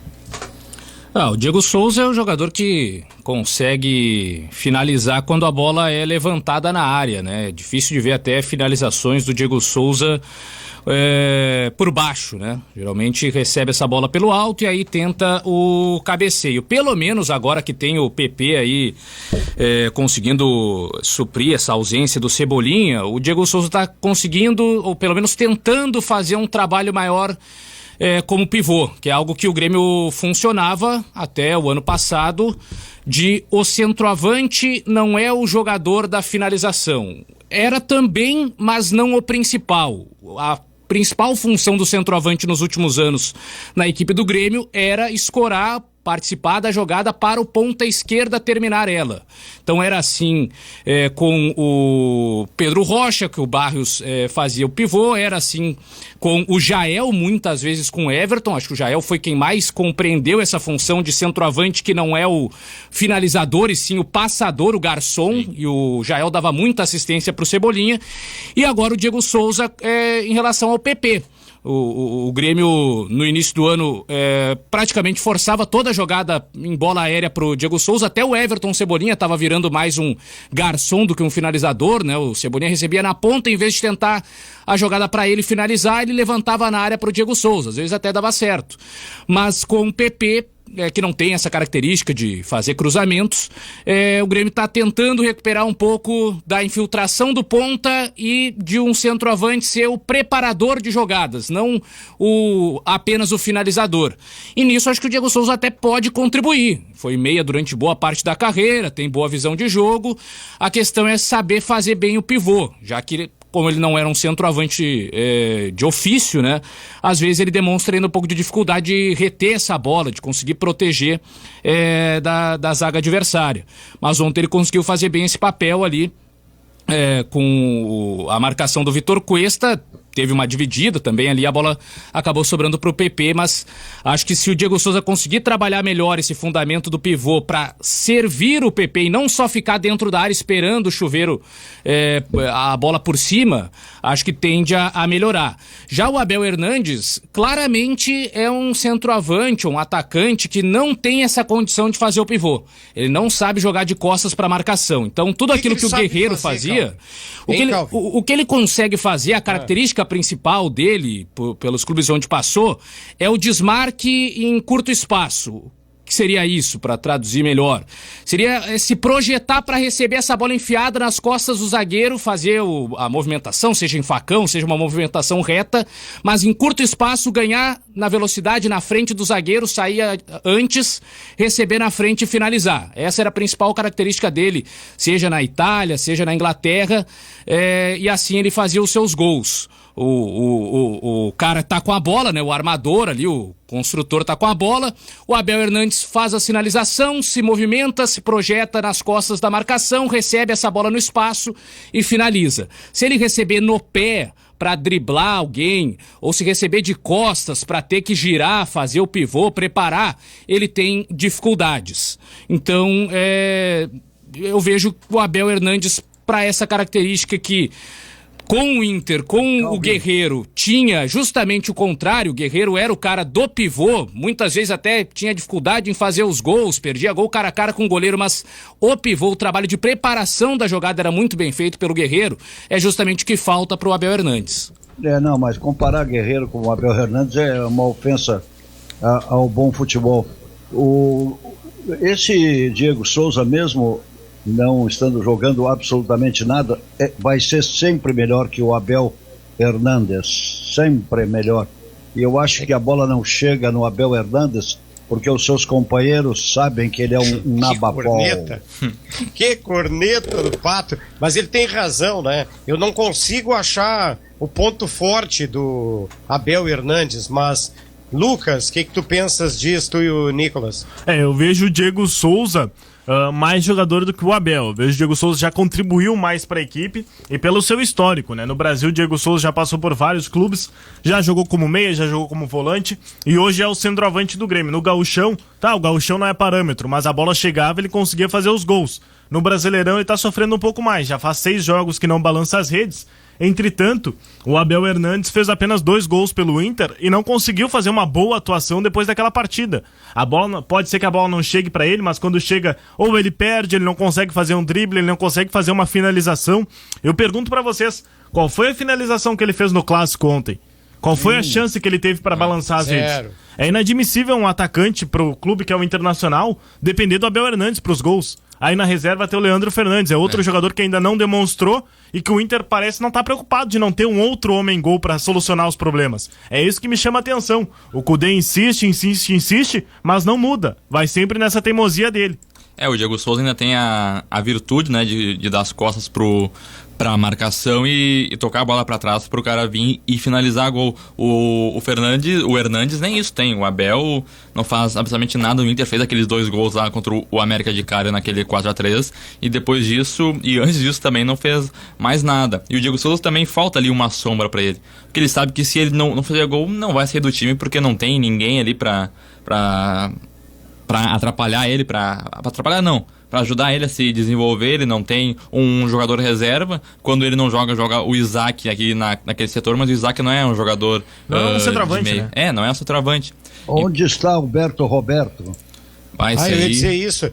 Tu não darias uma... Ele tá voltando agora, né? Mas tá quase pronto. Tu darias... Eu quero ver o Alberto Roberto, porque se ele for bom, ele não será mais Alberto Roberto, será Yuri Alberto. Vocês entendem que ele merece uma chance? Não teve ainda, bem da verdade, né? Se ele for mais ou menos, ele já vai ser titular, porque os outros são ridículos, né? A gente vê ali... Exatamente. Você disse muito bem, muito brilhante a sua intervenção. Se ele for mais ou menos, ele vai jogar. Vai jogar, porque a gente vê ali o Abel Hernandes e o Leandro Fernandes como parceiros do Thiago Galhardo, então a gente tem que dar uma chance pra quem vier, né? O Yuri Alberto pode ser essa opção. Acho que volta daqui a pouco, né? Talvez essa semana até volte aos treinamentos e deve ser uma opção pro Kudê. Não sei se começar jogando alguma partida ou entrar no decorrer e ver como vai se sair, mas é mais uma opção e no lugar do Abel Hernandes e do Leandro Fernandes ele joga. O que eu observo é que o Eduardo Kudê não está convencido de nenhum atacante fora o Thiago Galhardo. Ele já testou muita gente ali naquela posição, alguns até que já saíram, como é o caso do Sarrafiori, aí já testou o Abel, já testou o Leandro, testou o Peglo, o próprio D'Alessandro já foi improvisado ali de segundo atacante, já jogou com Potker, enfim, nomes... Leonardo Mucciati já jogou, então assim, nomes não faltam. Marcos Guilherme também já jogou ali de segundo atacante, então uma série de nomes. Agora, quem realmente convenceu? Ninguém ainda convenceu. O Yuri Alberto pode ser mais um a ser testado, a passar por esse vestibular do Eduardo Kudê. O Yuri Alberto, que foi contratado até por valores bem interessantes, né? Mas o Eduardo Kudê já falou sobre esse jogador, né? Porque, assim, pelos valores apresentados, jogador até para ser titular, né? Ninguém gasta 10 milhões à toa. Mas o Eduardo Cudê, nas entrevistas em que se manifestou sobre o Yuri Alberto, disse que ele é um jovem de apenas 3 jogos no profissional de Série A de Campeonato Brasileiro. Ou seja, tratou como se fosse mais um qualquer, assim, da base que está surgindo agora, que não tem seu nome firmado e que precisa ainda de tempo, de maturação para poder ganhar espaço. Então, imagino que por conta do Eduardo Cudê já testar inúmeros jogadores e nenhum se firmar, o Yuri Alberto também vai ganhar suas oportunidades. Mas mais por conta da ausência de confiança em outro nome além do Thiago Galhardo do que propriamente porque o Cudê acha que o Yuri Alberto é um jogador fantástico, fora de série, que vai chegar e vai resolver os problemas. Eu acho que o Yuri Alberto ainda tem que comprovar também. Foi alto valor, o alto investimento dele. Mas no próprio Santos ele não mostrou que era esse homem-gol, esse centroavante, que era o cara que ia vir para solucionar os problemas do ataque do Inter. E sim, mais uma aposta pelo que ele fez na base do que uma aposta já realizada, né, concreta, que é um jogador que chega pronto, que assume a camisa 9, que vai fazer os gols. Eu vejo que o Inter fez mais uma aposta para ter uma sombra pro Paulo Guerreiro, para disputar a posição, porque naquele momento não tinha outro centroavante, do que a convicção que ele vai ser o cara para solucionar e fazer os gols do Internacional. A verdade é que a lesão do Guerreiro, né, Pato? Bilhete vencido, já corrido, e que não deram prêmio. A lesão do Guerreiro é que ferrou tudo na temporada do Inter, porque não estava previsto. Tinha a dupla ali bem firmada, que era o Thiago Galhardo e o Paulo Guerreiro. Com a lesão do Paulo Guerreiro, centralizaram o Galhardo, mas não acharam alguém ali para ser companheiro dele. E o Inter vai indo, né? Vai indo no restante da temporada nessa meia boca ali como companheiro. Me desculpe, por que o Cudê não tenta essa opção?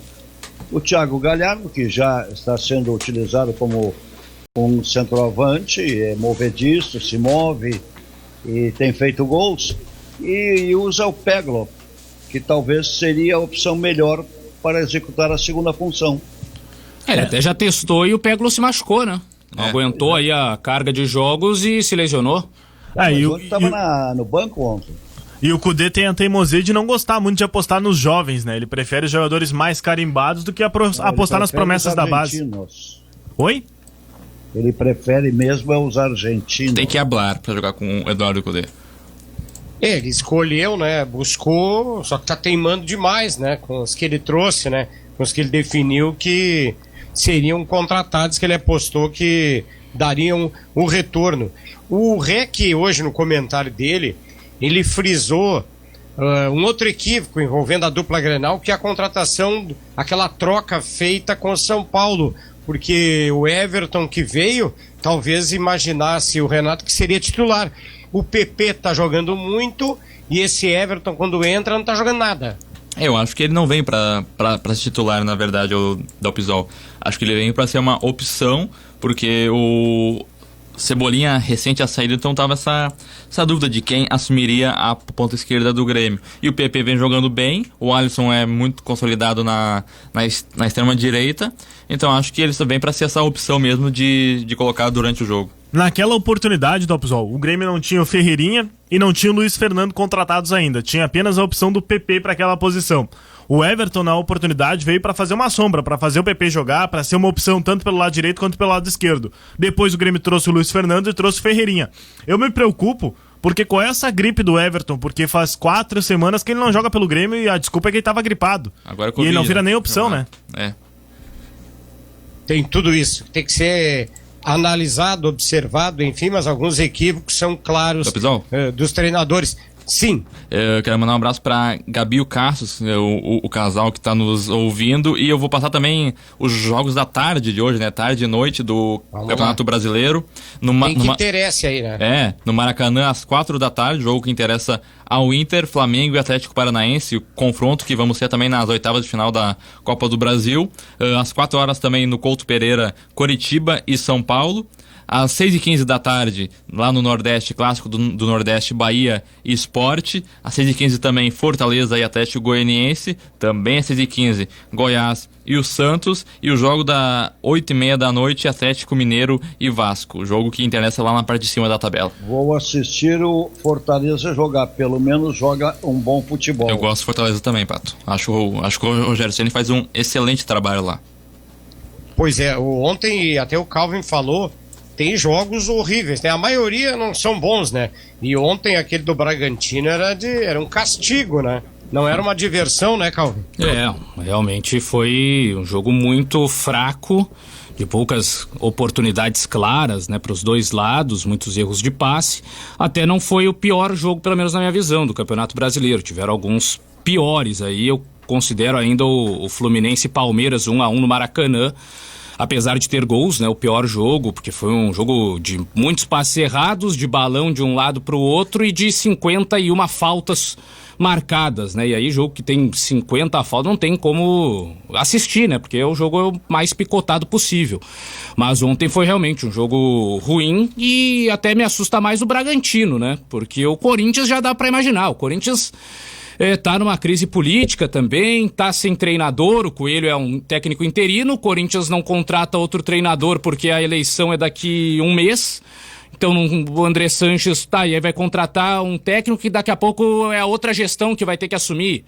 Então não consegue, tá tudo parado lá no Corinthians e enquanto isso fica o Coelho lá, que a gente já viu no ano passado fazer um trabalho ruim depois que assumiu, né, no segundo turno do Brasileirão, aquele jogo horroroso entre Corinthians e Inter, o Inter do Zé Ricardo, né, aquele 0-0 lá na Arena Corinthians em Itaquera, que foi para mim o pior jogo do Brasileirão passado.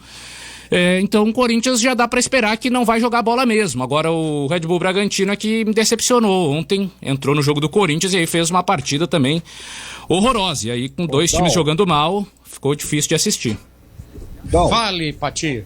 Gostaria de mandar um abraço do porteiro do meu condomínio, que é uma pessoa sensacional, está sempre ligado na nossa Rádio Grenal, o Edgar. Um abraço para o Edgar e muito obrigado pela audiência. Só um recado antes, Lucas, pro Edgar, que é o porteiro lá, Calvin, do onde mora o Pato, né? Tem que cuidar, não dá pra deixar um entra e sai delas o dia inteiro aí, né? Não, ele controla. Ele sabe que aqui não pode entrar ninguém sem a minha autorização. Tem uma pergunta aqui pelo nosso WhatsApp da rádio, 999194808, que é o José Aldo. Ele tá perguntando: boa tarde, quem gastou melhor os 10 milhões? O Grêmio no Diogo Barbosa ou o Inter no Yuri Alberto? Boa pergunta. Imagino que seja o Inter no Yuri Alberto. Ficou com um percentual maior, é atacante, é mais jovem, alguém vai contrapor, e eu respeito. Não, mas já vimos jogar o Diogo Barbosa. Imagino eu que o que fez o Inter melhor do que fez o Grêmio. O que vocês acham? As informações que eu tenho do Yuri Alberto, elas não são informações assim que me provoquem frisson. Mas é difícil te provocar frisson também, né, Pato? Não, quando o cara é bom, eu gosto de sentir o frisson quando vejo um bom jogador, mas esse Yuri Alberto, as informações são muito, como é que eu diria, são muito diferentes. Tem gente que diz que esse Yuri Alberto precisa ser trabalhado para se tornar um jogador profissional, outros dizem que não joga nada, outros comparam ele com aquele grandão que jogava no Inter, Bruno José, como é que era, não? Era Bruno Baio. Bruno Baio, chegaram a compará-lo com o Bruno Baio e aí foi uma das noites mais terríveis que eu tive. Eu vejo que o Yuri Alberto é um jogador jovem, é promissor, é um atacante, mas ainda não comprovou, né? Foi um alto investimento. E por outro lado, o Grêmio aposta no Diogo Barbosa, tem 27 anos, é um lateral que foi muito bem no Cruzeiro, não teve uma boa passagem pelo Palmeiras e tenta recuperar o seu futebol no Grêmio. Eu apostaria muito mais no Diogo Barbosa, porque é uma posição que o Grêmio estava carente, que precisava de um lateral, mas precisa comprovar dentro de campo agora, né? Pois é. O pessoal, qual foi o maior pecado, começando pelo Calvin, o maior pecado do Grêmio? Porque o Grêmio saiu na frente e encarou um adversário com 10. Qual foi o maior pecado, na visão do Calvin e de todo mundo aí? Eu acho que a substituição do Robinho no lugar do Alisson, para mim foi o grande erro ali, porque se o Alisson estava cansado, era muito mais fácil colocar um jogador com características mais parecidas, jogador também que tivesse velocidade para partir para cima da marcação. o Robinho entrou para segurar a bola e não conseguiu fazer isso, pelo contrário, perdeu muitas bolas no meio de campo e deu a possibilidade do Inter até armar contra-ataques mesmo com 10. E claro, aí teve o lance do Cortez, né? Ele errou, especialmente ele ao tentar afastar a bola, e depois acabou cometendo o pênalti. Não fosse aquilo, provavelmente o Grêmio conseguiria vencer o clássico Grenal, porque o Inter fez o seu gol de pênalti, que a gente já discutiu aí, né? Bateu na trave e deu nas costas do Vanderlei. E também não muito mais que isso, né? O Inter não fez uma boa partida, o Grêmio, não é que tenha jogado brilhantemente, mas foi superior ao Internacional, foi melhor, criou mais chances, primeiro, segundo tempo. E o Inter conseguiu aí, na infelicidade, com um pouco de fragilidade técnica do Cortez em especial, o seu empate. Então ontem eu até acho que não são tantas críticas, acho que o Renato já teve jogos para ser muito mais criticado do que o jogo de ontem. Ontem acho que o principal é a entrada do Robinho no lugar do Alisson, que desfaz o meio de campo.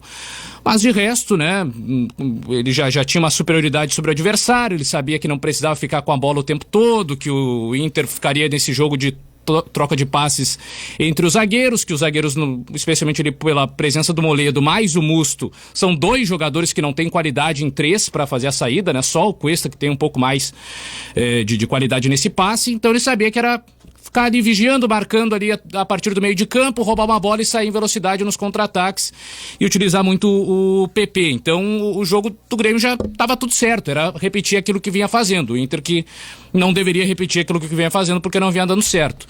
Mas para mim, se a gente for analisar o que o Renato mais errou, eu acho que foi justamente na substituição, na entrada do Robinho no lugar do Alisson. Eu também Concordo plenamente contigo. Esse é o grande problema que eu vejo no Renato.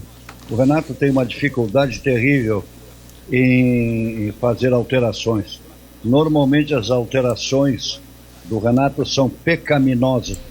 Gostasse dessa palavra, Rodolfo Zol? Pecaminosa? Muito boa, Pato. Pecaminosa. Tu és muito um pecador, boa, né, Pato? Eu também gostei.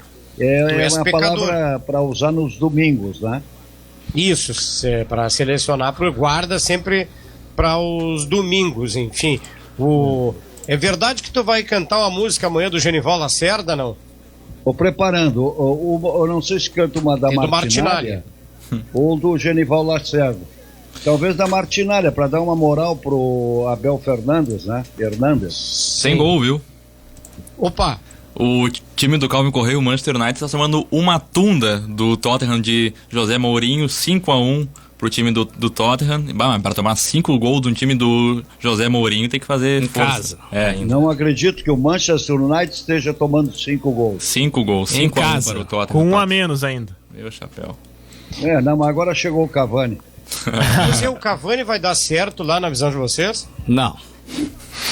Quase ninguém vai dar certo lá. O Manchester United é um quase ex-clube de futebol. Hoje ele é um clube mais de marketing do que de futebol. Ele contrata jogadores visando o marketing que pode fazer neles. E não gosta de contratar jogadores que realmente vão fazer a diferença. Então, tem uma diretoria que já há bastante tempo irrita a torcida, especialmente na figura do Ed Woodward, que é o diretor-geral ali de futebol, que geralmente aparece nas imagens depois que o Manchester toma gols, e dos Glazers, que são os americanos donos do clube, que também não fazem praticamente nada pro time melhorar. Então, o histórico de sul-americanos no Manchester também é ruim, né? Recentemente teve aí o Falcão Garcia, teve o Di Maria, teve o Alexis Sanches, nenhum deles rendeu. Os próprios brasileiros também com passagens apagadas. O Fred aí que tá agora, até fez uma temporada passada mais interessante, mas não no nível para ser titular aí do Manchester United. Então, imagino que, confirmando aí o Cavani, seja de novo uma contratação de marketing e tal, mas que pouco pode oferecer. Ainda tá no Manchester? Tá. Também é um jogador muito querido pelo marketing, né? Popular nas redes sociais, então ele segue lá.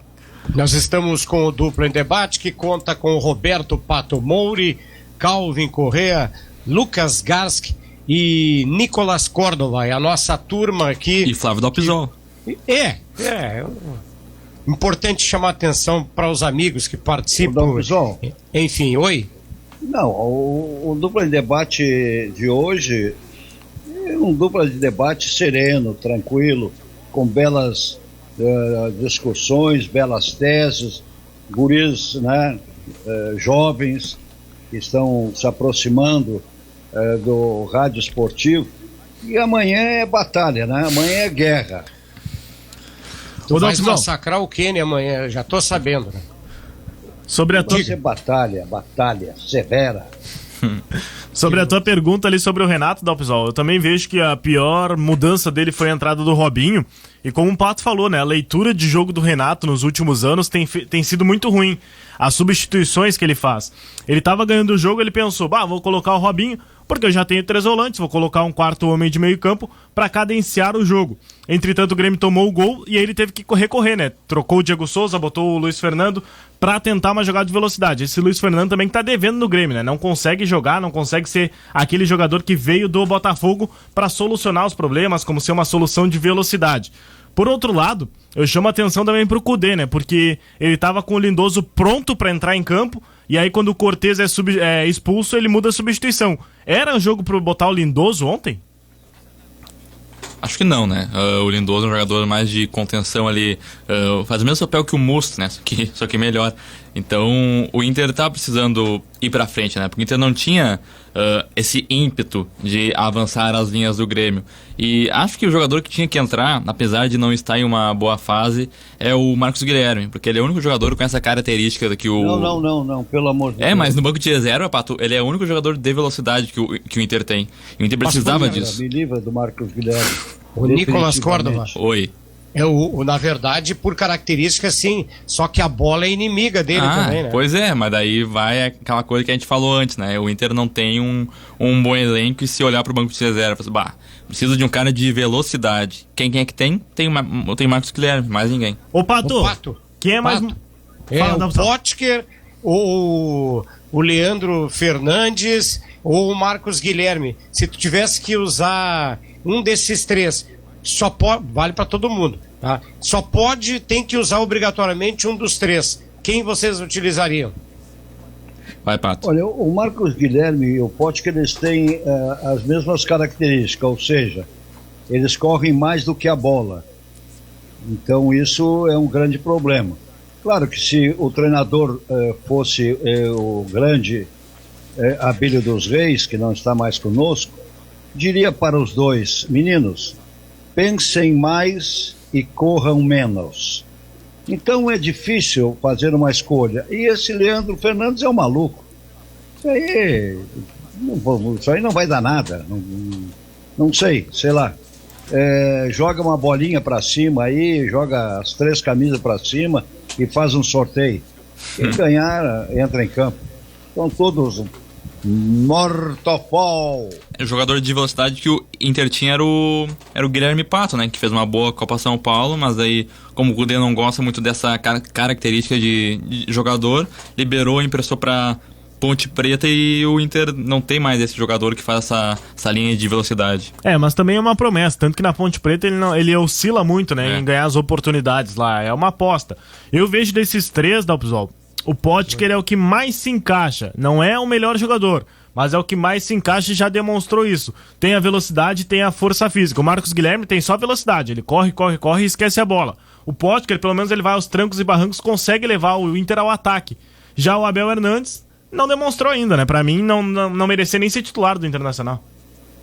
Tem tudo isso que vai ter que ser analisado e definido, né? Vocês acham que ele ainda é meio inseguro, o Kudê? Ele não demonstra convicção porque mexe a todo momento? A alegação dele para colocar o Musto é que o Lindoso já vinha de um desgaste da viagem. Bom, mas outros também estavam lá na Colômbia, né? Ele só mudou 2 vezes no jogo de ontem, né? Dando 5 oportunidades de mudar, só mudou 2. Tirou ali o Abel Hernandes pra botar o D'Alessandro e tirou o Bosquilha pra colocar o Potker. Ele não é um treinador que gosta de mudar. Tanto que ele só muda depois dos 15, 20 minutos do segundo tempo. Mesmo com o time jogando mal, mesmo com o time não mostrando o resultado de campo, ele vai demorar pra mudar. E quando muda, não tem as peças que vão fazer diferença no jogo. O Pato já vai responder. Antes, digo que estamos no Dupla em Debate especial de domingo.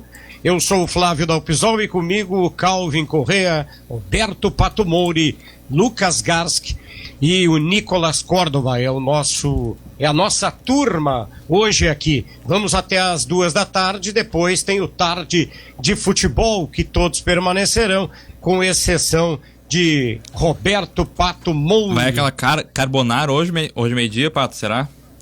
Ah, não, a carbonara já tá quase pronta. Boa. A água já está bem quente, daqui a pouco vou colocar o sal grosso na água e colocar depois, então, aquele espaguete maravilhoso. E aí vou comer essa carbonara. Hoje é domingo, hoje é dia de carbonara. É isso aí. Gente, projetando até os próximos jogos, né? O Inter Eu joga tenho notado, viu, Dalpisol? Oi. É um certo desânimo nesse treinador do Internacional. Não sei. Às vezes ele passa a impressão que ele está profundamente arrependido de ter vindo treinar o Inter. Mas qual foi a pior entrevista, desconsiderando a questão do idioma? Quem é que explicitou melhor o que aconteceu no jogo, ou os dois só enrolaram na visão de vocês? Eu acho que... Esse treinador do Internacional, ele tem uma dificuldade terrível em se expressar. Então, ficamos nós também com dificuldades para entendê-lo. Faz um esforço, né, Pato? Deveria colocar aí um tradutor até o momento em que ele conseguisse, pelo menos, expressar bem as suas ideias, ser mais claro a respeito das coisas do futebol. E o Renato não estamos acostumados. O Renato fala muito pouco de futebol. Ultimamente até ele tem dado aí uns toquezinhos aí sobre o sistema, o modo de jogar. Mas é sempre uma enrolação, né?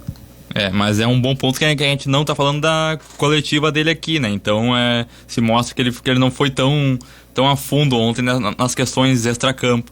Mas o Kudê tem essa questão do idioma que ele não faz um esforço pra falar português, não faz um esforço.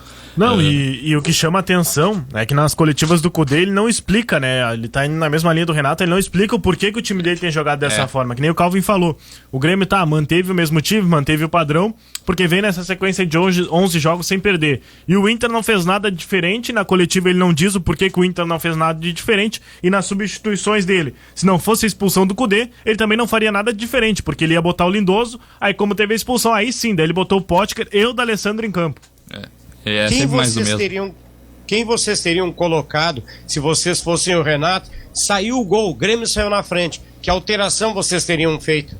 Acho que eu tiraria um volante ali, porque tem 3, né? Eu tiraria Darlan, talvez, que pra mim não foi um dos melhores dos volantes do Grêmio, e colocaria o Isaac para dar movimentação no meio de campo do Grêmio e para cima, né? Eu acho que quando o time faz gol, principalmente nesse contexto inteiro que temos do Grenal, do Inter não vencer e atingir o psicológico, se o Grêmio colocasse ali mais alguém de ofensividade e fosse para cima, talvez conseguiria o resultado positivo.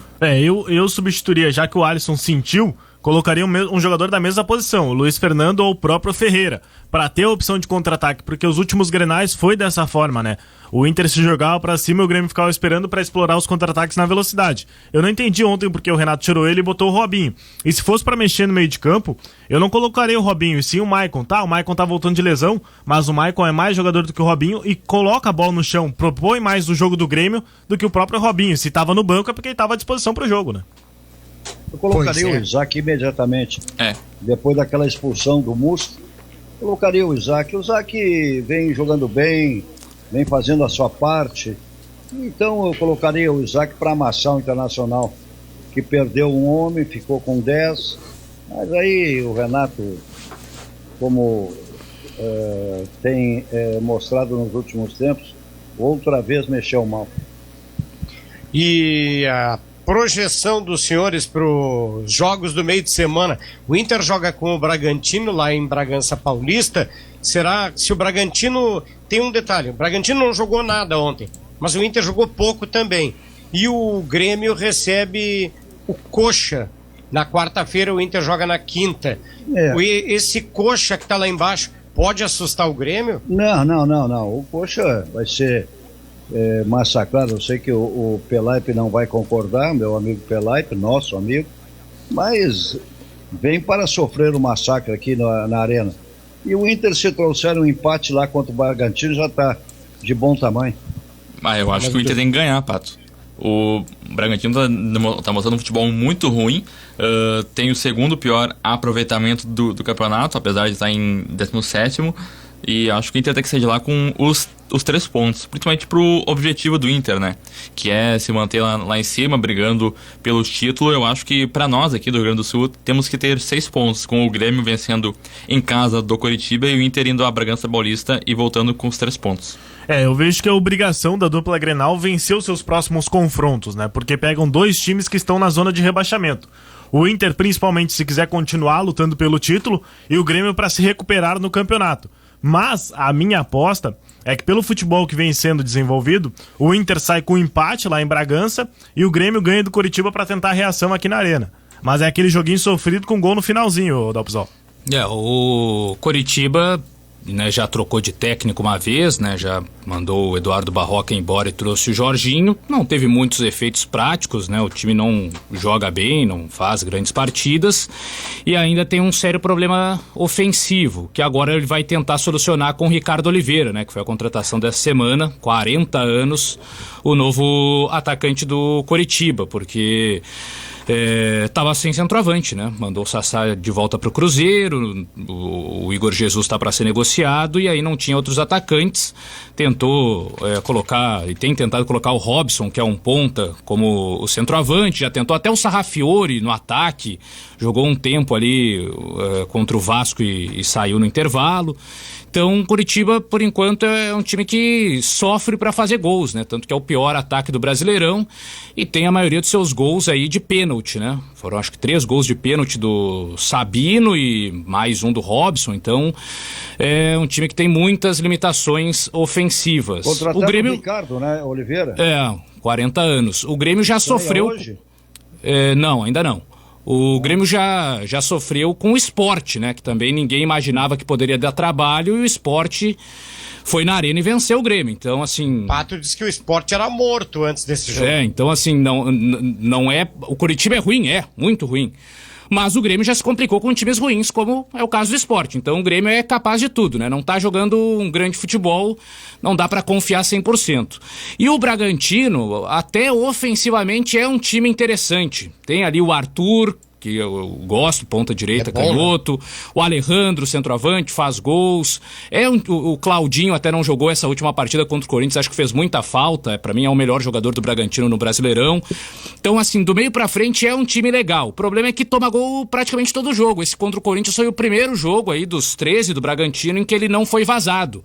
É um time que sofre muitos gols, já teve troca no goleiro, ele começou com o Cleiton, aquele do Atlético Mineiro que o Bragantino pagou caro e não deu certo, andou falhando. Aí teve que se convencer a botar o Júlio César, que o carequinha lá, o Curirim, goleiro já mais veterano, para ser o titular. Então, a parte defensiva do Bragantino é o grande problema da equipe. Mas o Internacional também está com dificuldades ofensivamente, né? Para fazer gol. Está custando muito pro Inter nos últimos jogos.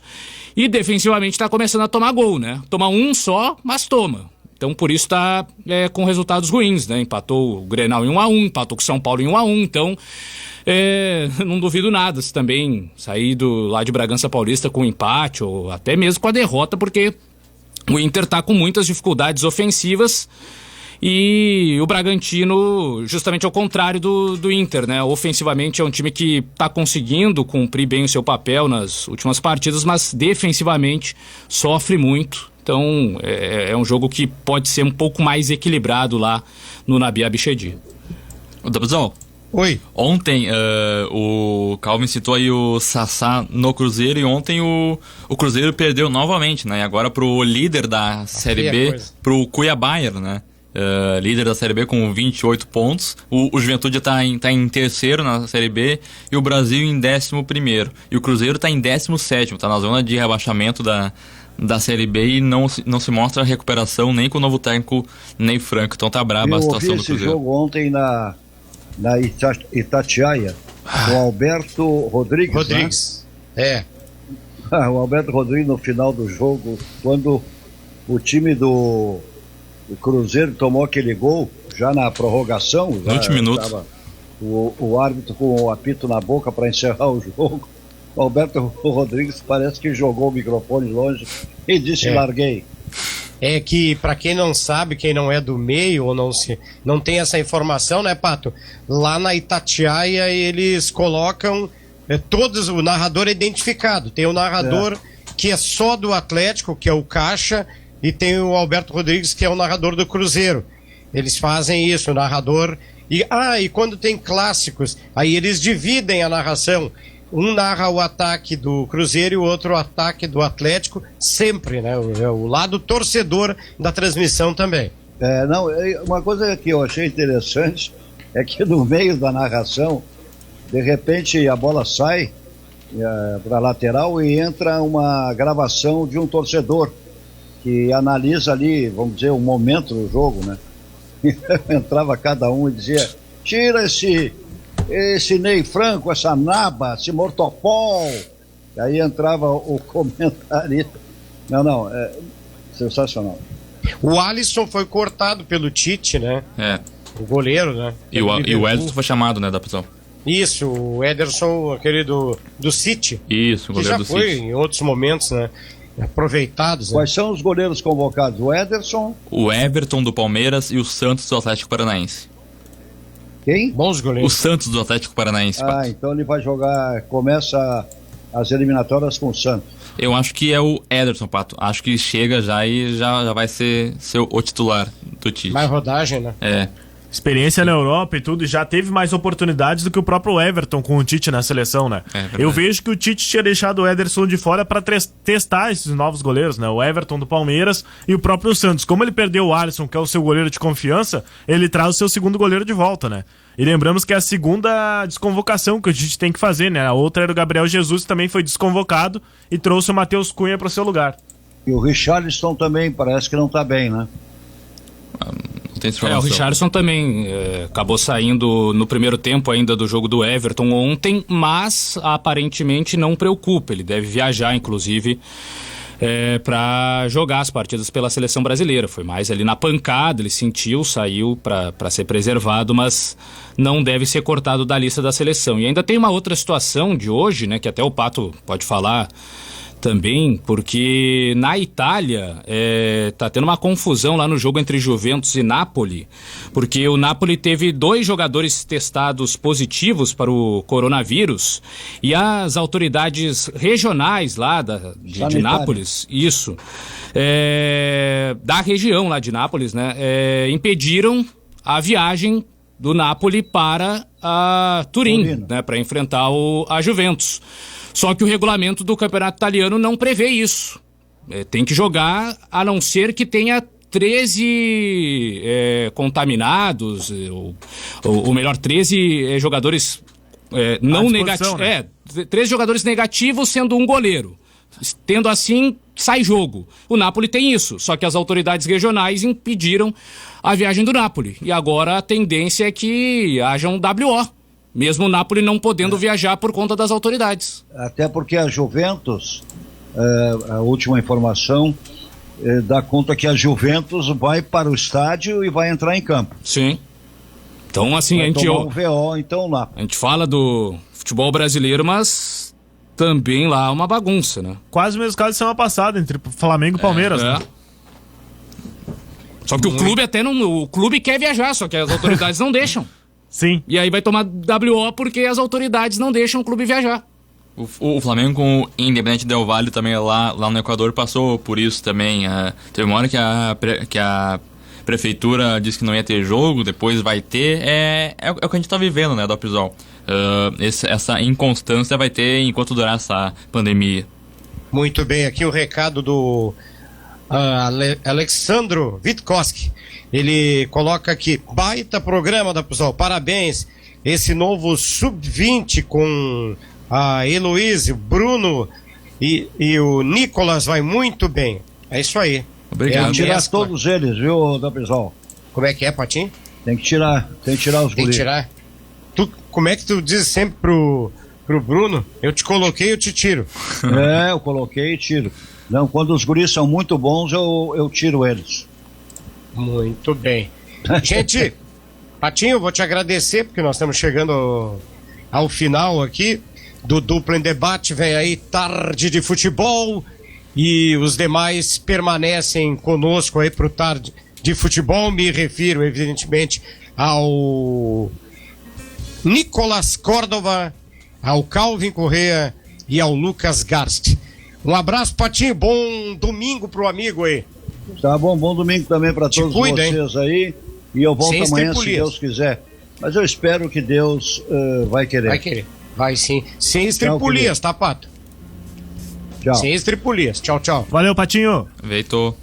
Grande Pato, Roberto Pato Mouri, essa enciclopédia do futebol aqui do Rio Grande do Sul, do Brasil e do futebol europeu.